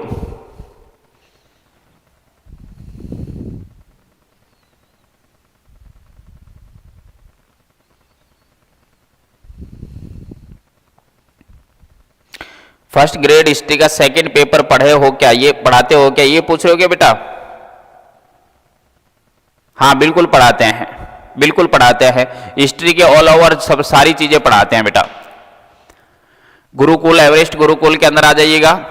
गायकवाड़ कहाँ का शासक हुआ करता था, आपसे क्वेश्चन ये पूछा है, गायकवाड़ जो है वो कहाँ का शासक हुआ करता था। क्या ये बड़ौदा का हुआ करता था गायकवाड़, बड़ौदा का होता था, कानपुर का होता था, ग्वालियर का होता था, नागपुर का होता था, कहाँ का हुआ था गायकवाड़।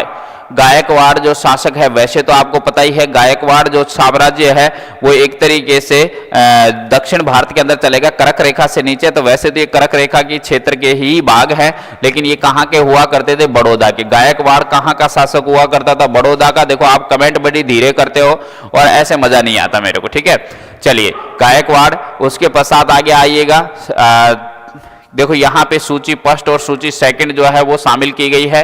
आपको पता होना चाहिए फर्स्ट और सेकंड सूची को शामिल करेंगे आप लोग तो उसका आंसर किस तरीके से आप देंगे। देखो यहाँ पे जो है सूची फर्स्ट के अंदर जो है यहाँ पे पेशवा, गायकवाड़, सिंधिया, होलकर, भोसले, इनके बारे में, और ये यहाँ पे एक तरीके से इनके जो साम्राज्य का जो है साम्राज्य कहाँ था या इनकी राजधानी जो है वो कहाँ थी, ये पूछा गया है। देखो सबसे पहले 5-5 दिए गए हैं। जैसे पेशवाओं के बारे में है कि पेशवाओं के राजा जो है वो कहाँ थे, क्या ये ग्वालियर में थे, क्या ये पूना में थे, नागपुर में थे, बड़ौदा के अंदर थे, या इंदौर के अंदर थे, कहाँ थे। ठीक है, तो आपसे आंसर जो बताया गया है कि साहब ये कहाँ थे, तो ऐसा है ये पेशवाओं की राजधानी जो है ना, एक तो रायगढ़ थी और दूसरी क्या थी, पूना। तो पूर्णा मतलब 2 आएगा, या तो ए आएगा या बी आएगा, इनमें से ही आएगा। गायकवाड़ जो है, गायकवाड़ जो क्षेत्र है वो कहां था, तो अपन ने अभी अभी जस्ट पीछे वाले क्वेश्चन में देखा था, गायकवाड़ साम्राज्य है ना बड़ौदा के अंदर था, और बड़ौदा में क्या है 4 है, ये आएगा, ये तो है ही नहीं, ये तो 5 हो गया है ना, इंदौर नहीं, इसका मतलब आपका आंसर क्या हो गया, ए हो गया। खैर 2 हो गया, उसके बाद 4 हो गया है ना। उसके बाद देखिए सिंधिया जो है उनके जो साम्राज्य कहां था, सिंधिया जैसे जो वर्तमान के अंदर राजनीति का मुद्दा भी रहता है, राजस्थान की मुख्यमंत्री जो है वसुंधरा राजे सिंधिया, वो भी ग्वालियर की, और जो माधवराज सिंधिया जो है एमपी के अंदर है ना, तो वो भी ग्वालियर के अंदर थी। ठीक है, यहां पे हो गया। होलकर जो है वो कहां था, तो होलकरों का साम्राज्य इंदौर के अंदर हुआ करता था। कहां था, इंदौर के अंदर हुआ करता था। और भोसले कहां था, भोसले जो है ना नागपुर जो साम्राज्य क्षेत्र है नागपुर, इसके अंदर एक तरीके से जागीरदार की पद पे था। नागपुर जो है वही महाराष्ट्र के अंदर पड़ता है। तो आपका आंसर क्या हो गया, ए हो गया है। वैसे तो खैर 2 ऑप्शनों के अकॉर्डिंग पता चलते ही हो गया था, लेकिन आगे भी आपको ध्यान रखने वाली बात है। बिल्कुल ए आपका आंसर आएगा और बिल्कुल करेक्ट आंसर ए है। और ऐसे क्वेश्चन बड़े जो हैं लेंथी होते हैं, लॉजिकल होते हैं। एक क्वेश्चन जो है 5-5, 7-7 सवालों को कवर करता हुआ चलता है। ठीक है, नेक्स्ट क्वेश्चन पे आइए। अहिल्या रानी जो है, अहिल्याबाई रानी कहां की थी? आपसे क्वेश्चन पूछा है, ग्वालियर की थी, मालवा की थी, जयपुर की थी, बीजापुर की। अहिल्याबाई जो रानी थी ये कहां की रानी हुआ करती थी? आपसे क्वेश्चन ये पूछा गया है, याद रखिएगा। कहां की थी, ग्वालियर की थी क्या, मालवा की थी क्या, या जयपुर की थी क्या, या बीजापुर की थी? ठीक है, अहिल्याबाई जो है यह जो राजधानी, यह जो रानी थी ये किस क्षेत्र की हुआ करती थी? तो अहिल्याबाई जो है जिस क्षेत्र की राजधानी रानी हुआ करती थी उस क्षेत्र का नाम क्या है, मालवा। क्लास को लगातार शेयर करते रहिएगा दोस्तों, जितना हो सके उतना ज्यादा से ज्यादा क्लास को शेयर करिएगा प्लीज। अहिल्याबाई जो है वो कहां की रानी हुआ करती थी? मालवा की रानी हुआ करती थी, याद रखिएगा। अंग्रेजों का सर्वाधिक विरोध किसने किया था? अंग्रेजों का सर्वाधिक विरोध किसने किया था? क्वेश्चन ये है, अंग्रेज जो है, इन अंग्रेजों का सर्वाधिक विरोध जो है, विरोध किसने किया था? राजपूतों ने किया था, मुगलों ने किया था, सिखों ने किया था, या मराठों ने किया था? अंग्रेजों का सबसे ज्यादा जो विरोध है दोस्तों वो किसने किया था? आपसे यहां पे क्वेश्चन ये पूछा गया है। आपका आंसर के अकॉर्डिंग जो लगना चाहिए वो क्या है? राजपूतों का सबसे ज्यादा जो विरोध करने वाले जो शासक हुए ये कौन हुए? तो याद रखिएगा मराठा, क्योंकि मराठा जो है उन्होंने ना तो मुगलों की अधीनता स्वीकार करी ना ही अंग्रेजों की अधीनता स्वीकार करी है। तो आपका आंसर क्या हो गया? मराठा। ठीक है, चलिए आगे आइएगा। 500 क्वेश्चनों का सार संग्रह है। अपन लगातार मैं बता रहा हूं आज 500 तक का जो मैटर है वहां तक अपन पहुंचेंगे, इसलिए स्पीड को थोड़ी बढ़ा रहे हैं। बिल्कुल डी आपका एंग्लो का मतलब होता है अंग्रेज, और मराठा, एंग्लो मराठा युद्ध जो है उन मराठाओं की हार का कारण क्या था? मराठा क्यों हार गए? क्या योग्य नेतृत्व की कमी थी? क्या सैनिक दुर्बलता थी? अंग्रेजों की ताकत का सही अनुमान करने में विफल थे, या उपयुक्त सभी थे? क्या कारण थे कि जो अंग्रेज है ये अंग्रेज जो है वो जीत गए और मराठा जो है उनकी हार हो गई? तो उनके पीछे मेरे हिसाब से भी और आपके आंसर के हिसाब से भी ये बिल्कुल उपयुक्त। अंग्रेज जो है वो बड़े योग्य थे, काम करते थे, बड़े नेतृत्वशील के अंदर कार्य करते थे, संगठित रूप से कार्य करते थे, आधुनिक अत्याधुनिक जो है उनके पास हथियार हुआ करते थे। दूसरी बात यह है कि जो सैनिक थे अपने भारत के वो दुर्लभ थे, इतने सक्षम नहीं थे जितने ट्रेनिंग जो है लेकर आते थे अंग्रेज। दूसरा क्या था कि भारतवासियों ने अपने आप के ऊपर थोड़ा घमंड रखा कि यार हम जो है वो अंग्रेज नहीं है, इसलिए भी जो है उनका सही अनुमान लगाने में भी क्या रहे, विफल रहे। ये सभी कारण बिल्कुल ठीक हैं, इसीलिए एंग्लो यानी अंग्रेज जीते और मराठा जो है वो क्या हो गए, हार गए थे। क्योंकि मराठा साम्राज्य शिवाजी के शासनकाल में सर्वाधिक विस्तार हुआ था, उसको लगा कि अब हमसे बड़ा कोई नहीं है। पानीपत के तृतीय युद्ध के अंदर मराठा निम्नलिखित में से पराजित हुए थे। किससे पराजित हुए थे?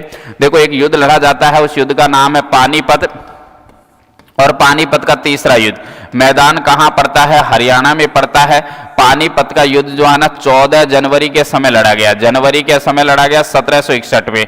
ठीक है, और तो आपको पता 14 जनवरी को हमेशा मकर संक्रांति रहती है, इसका मतलब एकमात्र युद्ध है पानीपत का तृतीय युद्ध। एकमात्र ऐसा युद्ध है जो किसी त्योहार के समय लड़ा गया था, वो पानीपत का युद्ध है।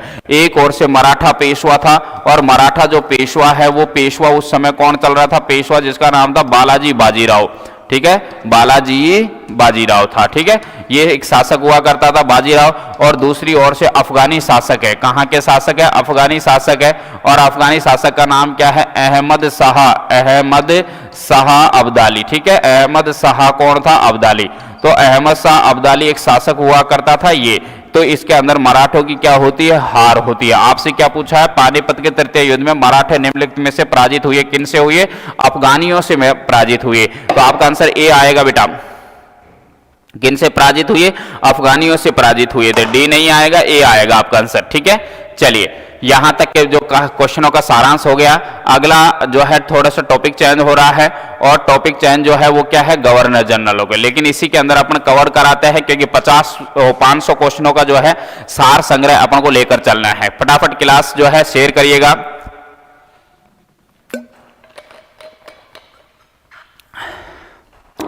जितना हो सके उतना ज्यादा से ज्यादा क्लासों को शेयर करो।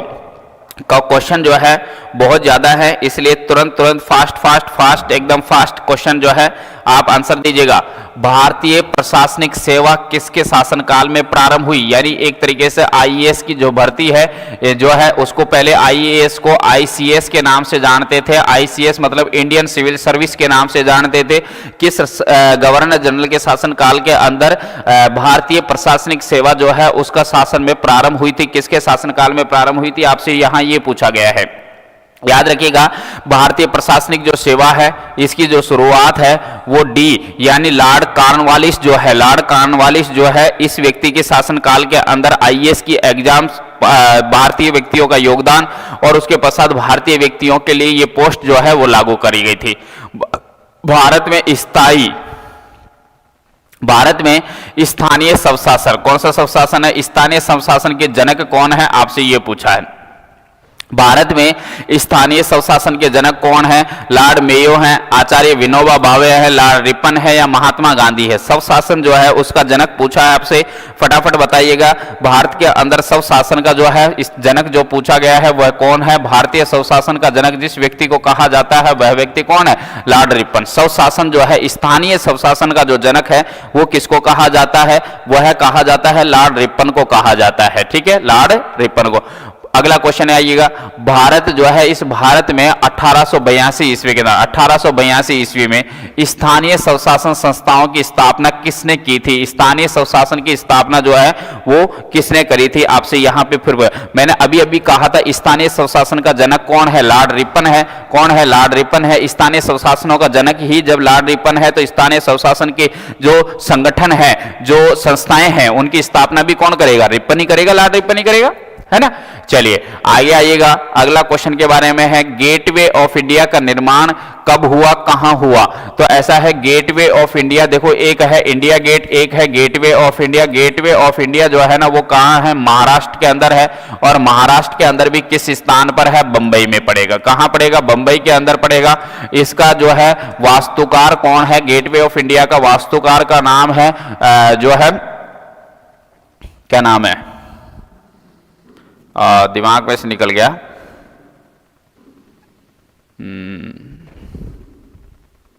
जॉर्ज विंटेट। जॉर्ज विंटेट इनके वास्तुकार है, और ये किसके स्वागत में बनाया गया था? स्वागत में बनाया गया था, जिसका नाम था मैडम मैरी। मैडम मैरी, तो मैडम मैरी के स्वागत में ये बनाया गया था। अब आपसे क्वेश्चन ये पूछा है, ये कब बनाया गया था? गेटवे ऑफ इंडिया जो है वो कब बनाया गया था? तो याद रखिएगा 1911 ईस्वी के समय। कब? 1911 ईस्वी के समय। 1911 ईस्वी के समय जो है गेटवे ऑफ इंडिया बनाया गया था, जो बंबई महाराष्ट्र के अंदर स्थित है। ठीक है, एक इंडिया गेट है। इंडिया गेट जो है वो कहां है? इंडिया गेट दिल्ली के अंदर है, और वो किसकी याद में बना हुआ है? 85,000 प्रथम विश्व युद्ध में 85,000 भारतीय लोग शहीद हुए थे, उनकी याद में। इंडिया गेट दिल्ली में, गेटवे ऑफ इंडिया महाराष्ट्र के अंदर ही स्थित है, 1911 में बनाया गया था। क्लियर होगी बात यहां तक? चलिए आगे चलिएगा। हाँ, 78वें पे आइएगा। अगला क्वेश्चन क्या कहता है? सुगोली की संधि किस वर्ष हुई थी? हस्ताक्षर जो सुगोली संधि पे जो हस्ताक्षर हुए थे वो कब हुए थे? 1976 के अंदर हुए, 1810 में हुए, 1816 में हुए, 1860 में हुए। आपसे पूछा है सुगोली की जो संधि हुई थी आपको याद रखिएगा। हाँ, फटाफट फटाफट विकेश जी, बहुत बढ़िया, शाबाश। याद रखिएगा विश्व जो सुगोले की जो संधि हुई थी वो कब हुई थी, तो याद रखिएगा सुगोले की जो संधि है सन 1816 ईस्वी के अंदर। जैसे ही आपको क्वेश्चन दिखे तुरंत कमेंट कीजिएगा, क्योंकि 8 बजे तक मुझे है ना आपको 500 क्वेश्चन कराने हैं, 500 तक के। अभी तो 478 ही क्वेश्चन हुए हैं, तो इस वजह से जो अपन थोड़े स्पीड से चल रहे हैं। ओके, चलिए, तो गवर्नर जनरलों की लिस्ट चल रही है। गवर्नर जनरल से संबंधित जो क्वेश्चन बनते हैं उनके बारे में अपन बात कर रहे हैं, है ना। हाँ जी, चलो बहुत बढ़िया। नेक्स्ट आगे आइएगा, अपन क्या कहते हैं, अगला है, आगे आइएगा आगे क्वेश्चनों के बारे में। हाँ, निम्नलिखित में प्रथम क्या था, निम्नलिखित में से प्रथम क्या था, आपसे यहां ये पूछा है प्रथम क्या था। प्रथम गोद की नीति थी, प्रथम सहायक की नीति थी, स्थानीय बंदोबस्ती या दो सरकार थी। निम्नलिखित में प्रथम क्या था, निम्नलिखित में से प्रथम दो सरकार हुआ करती थी। कितनी सरकार हुआ करती थी, दो सरकार हुआ करती थी। तो प्रथम क्या था, निम्नलिखित में से प्रथम क्या था, दो सरकार थी, दो सरकारें हुआ करती थी। ठीक है, निम्नलिखित में से। नेक्स्ट है 480, निम्नलिखित में से किस पद्धति का प्रयोग वेलेजली ने किया है, लॉर्ड वेलेजली। निम्नलिखित जो है उनमें से कौन सी पद्धति का प्रयोग किया है, प्रयोग भी किसने किया, लॉर्ड वेलेजली ने अपने राजनीतिक उद्देश्य को प्राप्त करने के लिए किया था। क्या सहायक संधि को, क्या सम्मेलन को, क्या युद्ध को, या धोखाधड़ी को।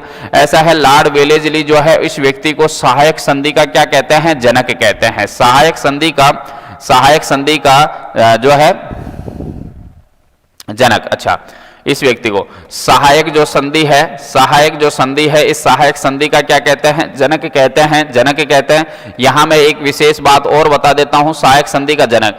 अगर आपसे पूछा जाए भारत में प्रथम सहायक संधि, भारत में प्रथम सहायक संधि किसने करी है, तो सन 1713 ईस्वी के अंदर किसने करी है, 1723 ईस्वी के अंदर किसने करी है, हैदराबाद ने करी है। हैदराबाद जो है हैदराबाद के शासक के निजाम ने करी है। ठीक है, हैदराबाद के शासक निजाम ने करी है सन 1700 और जो है सन 1713 ईस्वी। ठीक है, 13। और आपसे पूछा जाए भारत में अंतिम जो है, भारत में अंतिम सहायक संधि, भारत में अंतिम सहायक संधि किसने करी है, अंतिम जो शासक है वो सहायक संधि वो 1818 ईस्वी में करी है मराठा ने। मराठा वहां का पेशवा हुआ करता था जिसका नाम क्या था, बाजीराव। और बाजीराव भी कौन से नंबर का, द्वितीय नंबर का। तो बाजीराव द्वितीय ने अंतिम बार सहायक संधि करी है। सहायक संधि का जो जनक है वही व्यक्ति को क्या कहा जाता है, लॉर्ड वेलेजली। इस व्यक्ति ने राजाओं की, देसी राजाओं की सहायता जो है वो करने का उद्देश्य को ध्यान में रखते हुए देसी राजाओं को अपने पक्ष में मिला लिया और भारतीय किसान वर्ग जो मजदूर वर्ग था उनके साथ एक तरीके से अन्याय का काम किया था। भारतीय देसी राजा अगर मान लीजिए क्रांतिकारियों का साथ देते तो हमें इतना संघर्ष, इतना खून खराबा करने की आवश्यकता नहीं पड़ती है। ठीक है, किस गवर्नर जनरल ने अपने बंगाल का शेर कहा है, अपने आप को उपाधि दी है, और उपाधि किस क्या दी है, बंगाल का शेर। खुद गवर्नर जनरल जो है उसने अपने आप को कहा है, किस गवर्नर जनरल ने अपने आप को बंगाल का शेर कहा है, किसने कहा है, लॉर्ड कॉर्नवालिस ने कहा है, लॉर्ड कर्जन ने कहा है, वॉरेन हेस्टिंग ने कहा है, और जो है लॉर्ड वेलेजली ने कहा है। आपको याद रखिएगा, बंगाल का शेर जिस व्यक्ति ने कहा है उस व्यक्ति का नाम है लॉर्ड वेलेजली। ये वेलेजली वही है जिसको सहायक संधि का क्या कहते हैं, जनक कहते हैं। क्या कहेंगे, जनक कहेंगे, सहायक संधि का जनक कहेंगे। ठीक है, चलो आगे बढ़ते हैं। नेक्स्ट क्वेश्चन पे आइएगा, निम्नलिखित में से कौन भारत का प्रथम गवर्नर जनरल है। भारत का पहला गवर्नर जनरल, संपूर्ण भारत का पहला गवर्नर जनरल कौन है। बंगाल में आया था पहली बार, वो सिर्फ गवर्नर, फिर बाद में बंगाल में गवर्नर जनरल, फिर संपूर्ण भारत का गवर्नर जनरल।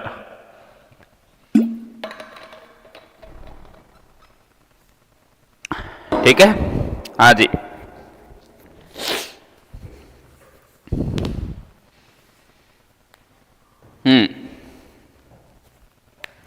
संपूर्ण भारत का जो गवर्नर जनरल था वो कौन था, पहला कौन था, यहां पे चलिए, लॉर्ड हेमस्ट था, विलियम बेंटिंग था, सर जॉन जो मेंटकाम्प था, या रॉबर्ट क्लाइव था। ऐसा है, भारत का पहला गवर्नर जनरल पूछा है तो भारत का पहला जो गवर्नर जनरल बना उसका नाम क्या था, लॉर्ड, बी बता रहे हैं, बिल्कुल सही है।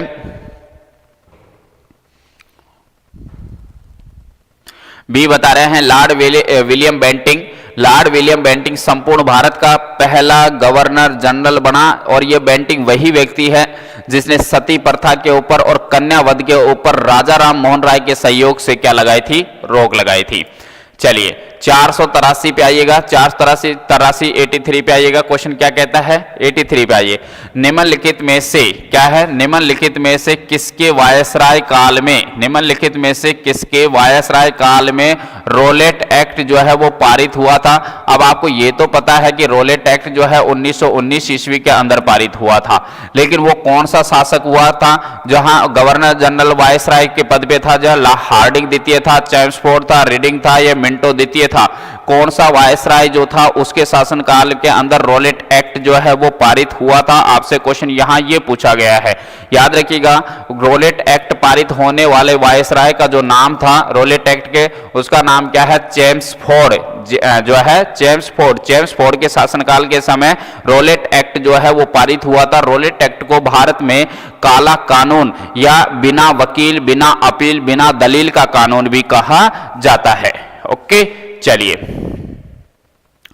84 पे आइए। मैग्ना कार्टा पर किसके शासनकाल के हस्ताक्षर हुए थे? मैग्ना कार्टा जो है, मैग्ना कार्टा जिसको शिक्षा का मैग्ना कार्टा भी कहा, के शासनकाल में हस्ताक्षर हुए थे। किसके शासनकाल में? जॉन द्वितीय, हेनरी चतुर्थ, एडवर्ड द्वितीय या जॉर्ज पंचम, किसके शासनकाल के अंदर मैग्ना कार्टा जो है उस पे हस्ताक्षर हुए? आपसे यहां ये पूछा गया है। याद रखिएगा, मैग्ना कार्टा पर हस्ताक्षर करने का कार्यक्रम जो हुआ था वो जिस वायसराय के समक्ष हुआ वो है कौन था? जॉन द्वितीय। जॉन द्वितीय के शासनकाल में मैग्ना कार्टा पर क्या हुए हैं? हस्ताक्षर हुए हैं। ठीक है, चले आगे 485 पे आइएगा। क्वेश्चन क्या कहता है? देखो, ब्रिटिश सरकार, ब्रिटिश जो सरकार है इसने पहली बार यह घोषणा की कि उसकी मंशा भारत में धीमे धीमे एक उत्तरदायी सरकार बनाने की है। ब्रिटिश सरकार ने पहली बार यह घोषणा करी है कि उनकी मंशा है धीरे धीरे भारत में उत्तरदायी सरकार बनाने की। ये मंशा रेगुलेटिंग एक्ट 1773 में पारित करी, भारत सरकार कानून जो है 1858 में, क्रिप्स सुझाव 1942 में, या अगस्त प्रस्ताव 1917 के अंदर। कब यह मंशा उन्होंने एक तरीके से जाहिर करी थी? आपसे क्वेश्चन ये है पूछा गया है। याद रखिएगा, भारत सरकार जो है, यानी कि जो भारत है, इस भारत के अंदर लगातार संविधान सभा की मांग हुई। अब संविधान सभा के लिए, संविधान बनाने के लिए संविधान सभा का गठन करने की मांग हो रही है। इस वजह से धीरे धीरे यह इनकी मंशा के तहत बात हो रही थी और भारतवासी आजाद होने के मंशा के तहत काम कर रहे थे। अब रेगुलेटरी एक्ट के तहत तो क्या हुआ था कि भारत में सुप्रीम कोर्ट या हाई कोर्ट की स्थापना करने का कार्यक्रम हुआ था, है ना? तो यहां आपका आंसर डी रहेगा। अगस्त घोषणा जो है 1917 के अंदर हुई थी, जिसके तहत भारत में ब्रिटेन सरकार के लोग उत्तरदायी सरकार बनाना चाहते थे। यह सुझाव का अपन को पता लगा था। आगे क्वेश्चन का कमेंट करिए आंसर।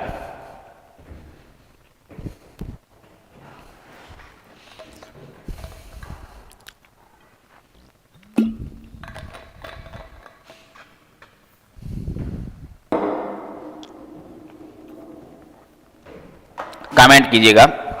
हाँ, आ रहा है।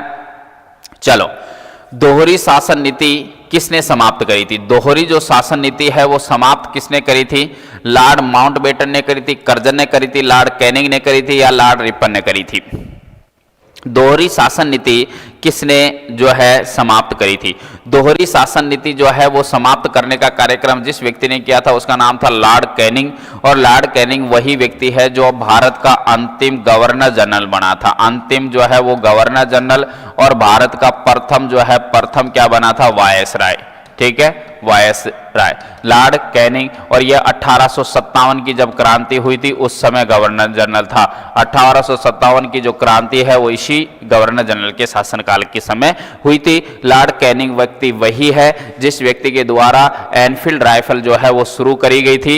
एनफील्ड राइफल जो है वो एनफील्ड राइफल जो है, राइफलों की क्या करी गई थी? राइफल जो है उसकी शुरुआत करी थी।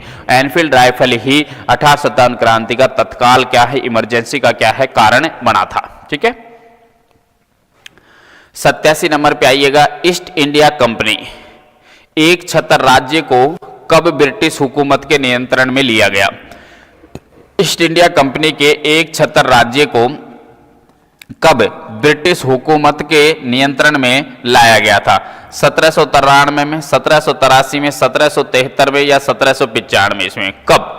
ईस्ट इंडिया कंपनी के एक छतर राज्य को कब ब्रिटिश हुकूमत जो है ब्रिटिश शासनकाल के नियंत्रण में लिया गया था? आपसे क्वेश्चन यहां ये पूछा गया है। याद रखिएगा, ब्रिटिश सरकार के हुकूमत में लेने का कार्यक्रम जो है सन 1700 जो है यहाँ पे सन 1757 की जो क्रांति हुई थी ना, उसके बाद धीरे धीरे जैसे उनको पता चला कि ईस्ट इंडिया कंपनी एक निजी कंपनी है, ईस्ट इंडिया कंपनी व्यापार करने के लिए भारत में आई, ईस्ट इंडिया कंपनी ने भारतवासियों को गुलाम बना दिया।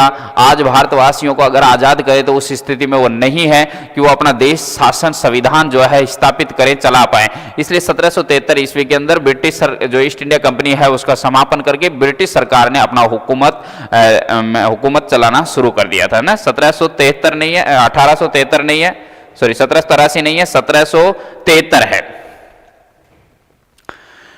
88 पे आइएगा। अगला क्वेश्चन क्या कहता है 88 पे?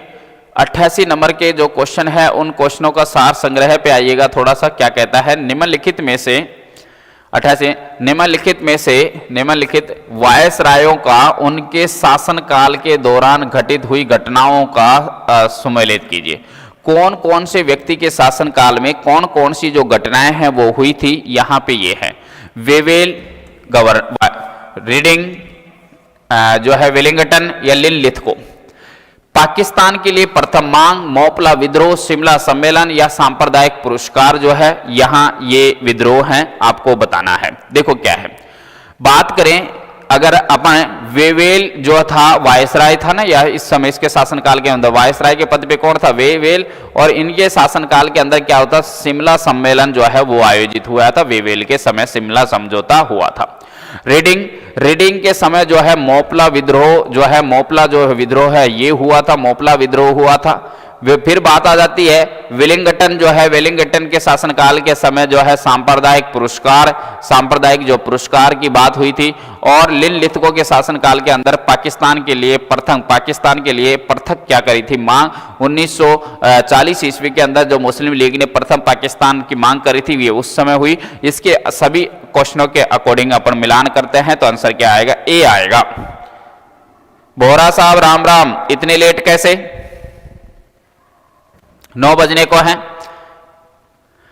आगे आइएगा, अगला क्वेश्चन क्या कहता है? नेक्स्ट का निम्नलिखित में से सही रूप से मिलान कीजिए। इधर जो है मिलान करना है Robert Clive, William Bentinck, Charles Metcalfe और लॉर्ड कर्जन है। उधर जैसे प्रेस पे प्रतिबंध को हटाना, बंगाल का विभाजन हुआ, लॉर्ड बंगाल जो है बंगाल में द्वैत शासन अंग्रेजी। जैसे मुझे जहां तक याद आ रहा है ये जो क्वेश्चन है ये सबको आता होगा। लॉर्ड कर्जन की जो है, इस लॉर्ड कर्जन ने बंगाल का जो विभाजन है ना, बंगाल का विभाजन का कार्यक्रम किया, यानी चौथे नंबर पे 2 होना चाहिए, 2 जगह है, ये गड़बड़ कर दी, वरना क्वेश्चन जो है ना यहां से आप लोगों का आंसर लग जाता। ठीक है, खैर अब गड़बड़ कर दी है तो इसका मतलब है आगे तो आपको सबको पूरा पता ही होना चाहिए।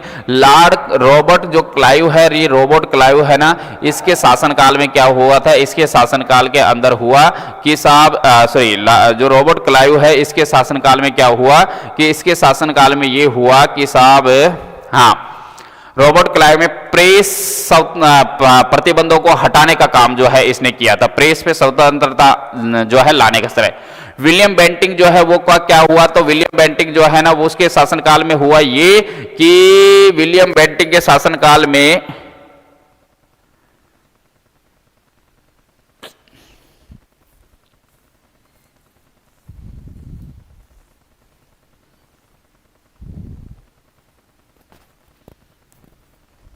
अच्छा ये है, बिल्कुल सही है। तो ये गड़बड़ हो गई। जब भी मैं सोचूं यार, तो ऐसा है रॉबर्ट जो लाइव है ना, रॉबर्ट क्लाइव, इसके समाल में बंगाल में द्वैत शासन प्रणाली की शुरुआत हुई थी, बंगाल के अंदर द्वैत शासन प्रणाली की। ठीक है, तो पहले में 3 आएगा, ये भी है ये भी है।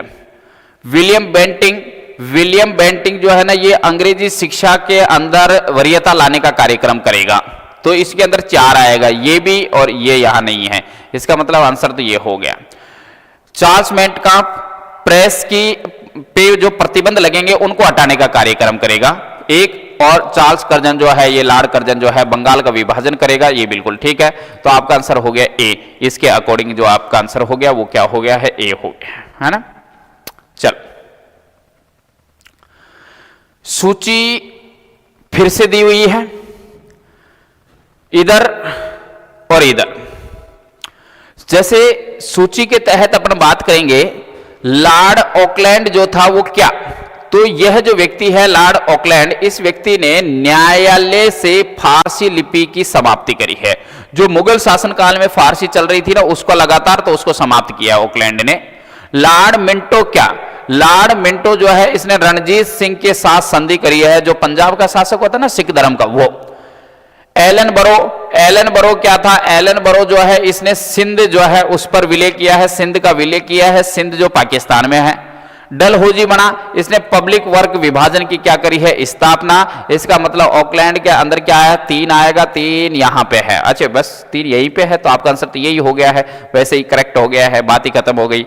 चलिए बहुत बढ़िया, आगे बढ़िएगा और 491 में आइएगा। 491 में क्या कहता है, देखो, निम्नलिखित में से किस वर्ष भारत में ईस्ट इंडिया कंपनी का शासन समाप्त कर भारतीय प्रशासन पर नियंत्रण सीधा ब्रिटिश सरकार का ताज के अंतर्गत हस्ताक्षर किए गए थे।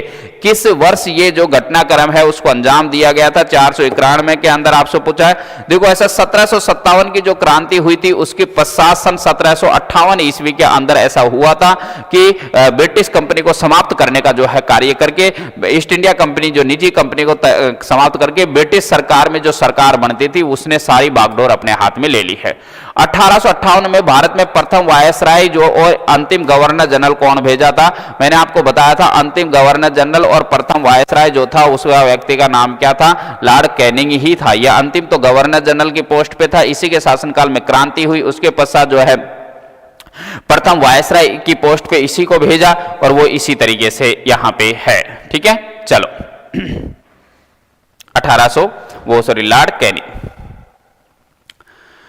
भारत के गवर्नर जनरल जो हैं, भारत के गवर्नर जनरलों को अध्यादेश जारी करने का अधिकार किस अधिनियम द्वारा प्रदान किया गया था।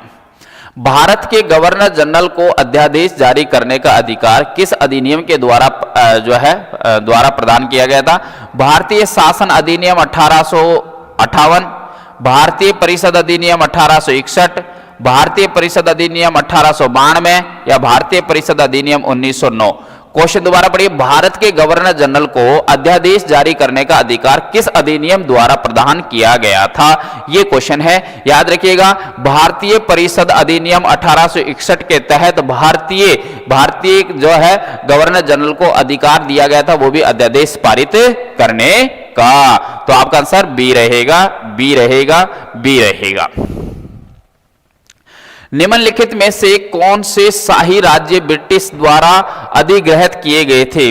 कौन से शाही राज्य हैं, नागपुर, झांसी, सतारा या उपयुक्त सभी, तो अधिग्रहित किए गए थे, अधिग्रहित किए गए थे, यानी कि हड़प नीति जो है हड़प नीति जो है वो नीति लागू करी गई थी। हड़प नीति की जो शुरुआत है वैसे डलहौजी के द्वारा की गई थी। तो आपको यहां पे ये बताना है निम्नलिखित में से कौन से के द्वारा, तो आपको सबसे पहले यहां ये बताना है ब्रिटिश द्वारा जो है अधिग्रहित करने का कार्य। तो वैसे तो ब्रिटिश सरकार के द्वारा सबसे पहले जिस रियासत को हड़पा गया वो सतारा थी, लेकिन हड़प नीति का जो है वापस दूसरा प्रयास जो है झांसी पर, झांसी जो है उसने उल्लंघन किया था, फिर बाद में नागपुर को भी हड़प लिया था। तो सभी जो रियासतें हैं इनको हड़पा का जो है हड़पने का कार्यक्रम किया था। 492 हो गया। 495 नंबर पे आइएगा, निम्नलिखित में से कौन से शाही राज्य ब्रिटिश द्वारा अधिग्रहित नहीं किया गया था, यानी इनमें से कौन सा ऐसा है जो अधिग्रहित नहीं किया था, हड़प नीति के तहत नहीं हड़पा गया था। सतारा तो हड़प ही गया था, अवध, ग्वालियर, सिंध, आपको यहां यह बताना है। 495 नंबर पे कौन सी रियासत को सबसे मतलब जो है अंग्रेजों के द्वारा नहीं हड़पा गया था, आपका आंसर हो गया बी ग्वालियर जो रियासत है इसको हड़प नीति के तहत नहीं हड़पा, वरना सिंध प्रांत जो पाकिस्तान में है, अवध यानी कि लखनऊ और सतारा महाराष्ट्र में, इन सबको ना हड़प लिया गया था। ठीक है, चलिए 95 हो गया। 96 में आईपी, किस ब्रिटिश गवर्नर जनरल ने भारत में डाक टिकट जो है उनका प्रचलन जो है वो शुरू किया है, डाक टिकट का प्रचलन शुरू किया है, आपको ये बताना है। किस ब्रिटिश गवर्नर जनरल ने भारत में डाक टिकटों का प्रचलन जो है वो प्रारंभ किया है, लॉर्ड डलहौजी, ऑकलैंड, कैनिंग या विलियम बेंटिंग। आपको याद रखना, डाक टिकट की शुरुआत करने का कार्यक्रम जिस गवर्नर जनरल ने या जिस मतलब जो है वायसराय तो था गवर्नर जनरल डलहौजी व वायसराय भी कह सकते हैं, तो उस व्यक्ति का नाम क्या था? डलहौजी। डलहौजी ने डाक टिकटों की जो है वो शुरुआत करी है। तो भारत में डाक टिकट जो है पोस्ट अपन करते हैं तो छोटी छोटी जो टिकट लगाते हैं उनकी जो शुरुआत है वो किसने करी है? डलहौजी के द्वारा की गई है। डलहौजी वही शासक है जिसने हड़प नीति का प्रोग्राम जो है शुरुआत करी थी। नेक्स्ट क्वेश्चन है, भारत में टेलीग्राफ सेवा, कौन सा? टेलीग्राफ सेवा, टेलीग्राफ सेवा सर्वप्रथम किस गवर्नर जनरल के काल में प्रारंभ हुई थी?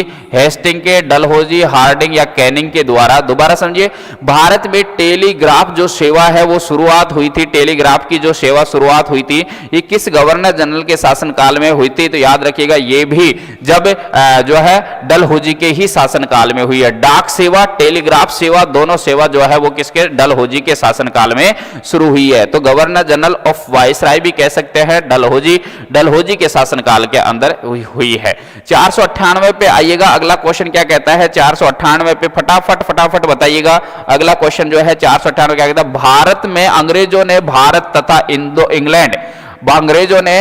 तथा इंग्लैंड के बीच सीधा तार संबंध, कौन सा संबंध? तार संबंध कब स्थापित किया था? भारत और इंग्लैंड के मध्य में जो तारों का संबंध हुआ था, एक तरीके से जो है नेटवर्किंग जो जोड़ने का काम हुआ था तार संबंध का, वो कब हुआ था? तो आपको यहां ये बताना है तार संबंध जो है वो कब हुआ था। तो तार संबंध जो हुआ था वो सन 1865 ईस्वी में हुआ था। कब हुआ था? 1865 ईस्वी के अंदर तार संबंध की शुरुआत हुई है। ठीक है, तार संबंध की शुरुआत हुई है। नेक्स्ट क्वेश्चन चलिएगा 499 पे आइएगा। भारत थोड़ा सा बड़ा क्वेश्चन है, देखो क्या है। भारत जो है, इस भारत में निम्नलिखित वायसरायों में से किसने समय में इंडियन पीनल कोड, ठीक है, IPC, Indian penal code, civil procedure code तथा क्रिमिनल प्रोसीजर कोड सीपीसी पारित किया गया था?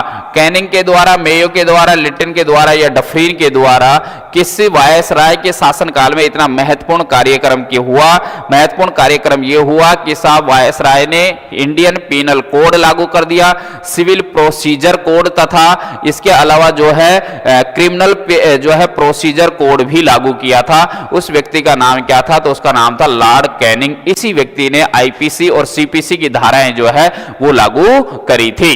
ठीक है, और दोस्तों आगे 499 ही है, 500 नहीं है, कोई बात नहीं है। तो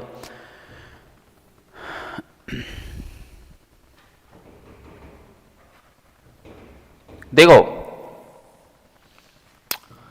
अगर पूछे बंगाल का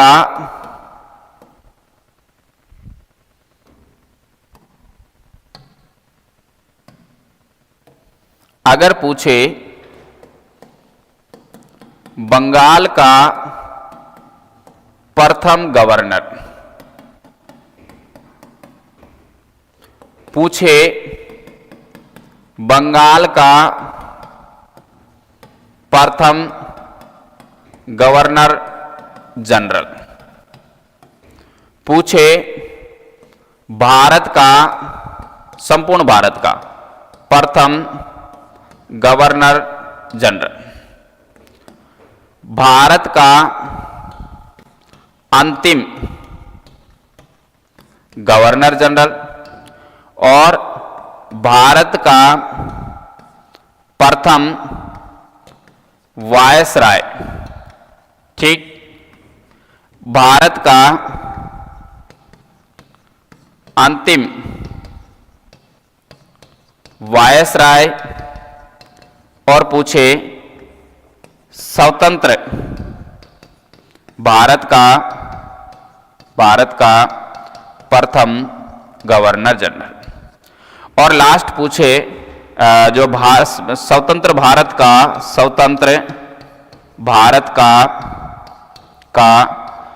प्रथम व अंतिम भारतीय गवर्नर जनरल। अगर ये पूछे तो देखो, बंगाल का प्रथम गवर्नर जो था ना उसका नाम था रॉबर्ट क्लाइव, है ना, सॉरी, वारेन हेस्टिंग।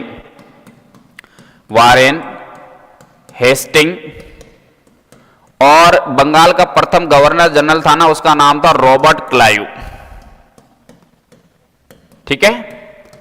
भारत का प्रथम गवर्नर जनरल है कैनिंग। उसके बाद है भारत का अंतिम गवर्नर जनरल। भारत का प्रथम वायसराय कौन था? भारत का अंतिम गवर्नर जनरल जो था और प्रथम वायसराय था है उसका नाम है लॉर्ड कैनिंग। भारत का अंतिम वायसराय, भारत का प्रथम गवर्नर जनरल वह कौन था? भारत का अंतिम वायसराय और स्वतंत्र भारत का उसका नाम था माउंट बेटन। और लास्ट इधर है स्वतंत्र भारत का प्रथम और अंतिम भारतीय गवर्नर जनरल, उसका नाम क्या था? चक्रवर्ती, चक्रवर्ती राज गोपालाचारी, गोपालाचारी। तो ये भारतीय गवर्नर जनरल हुआ करते थे। इस तरीके से है। ठीक है दोस्तों, तो ये आज की जो अपनी पूरी जो सीरीज भी खत्म हो गई। 500 तक अपने क्वेश्चन जो है 499 तक कंप्लीट भी हो गए। फिर कल मिलेंगे, लेकिन क्लास को दोस्तों ज्यादा से ज्यादा आप लोग जो है, हाँ माउंट बेटन क्लास को ज्यादा से ज्यादा शेयर किया करो। ओके दोस्तों, थैंक यू, जय हिंद, राम राम।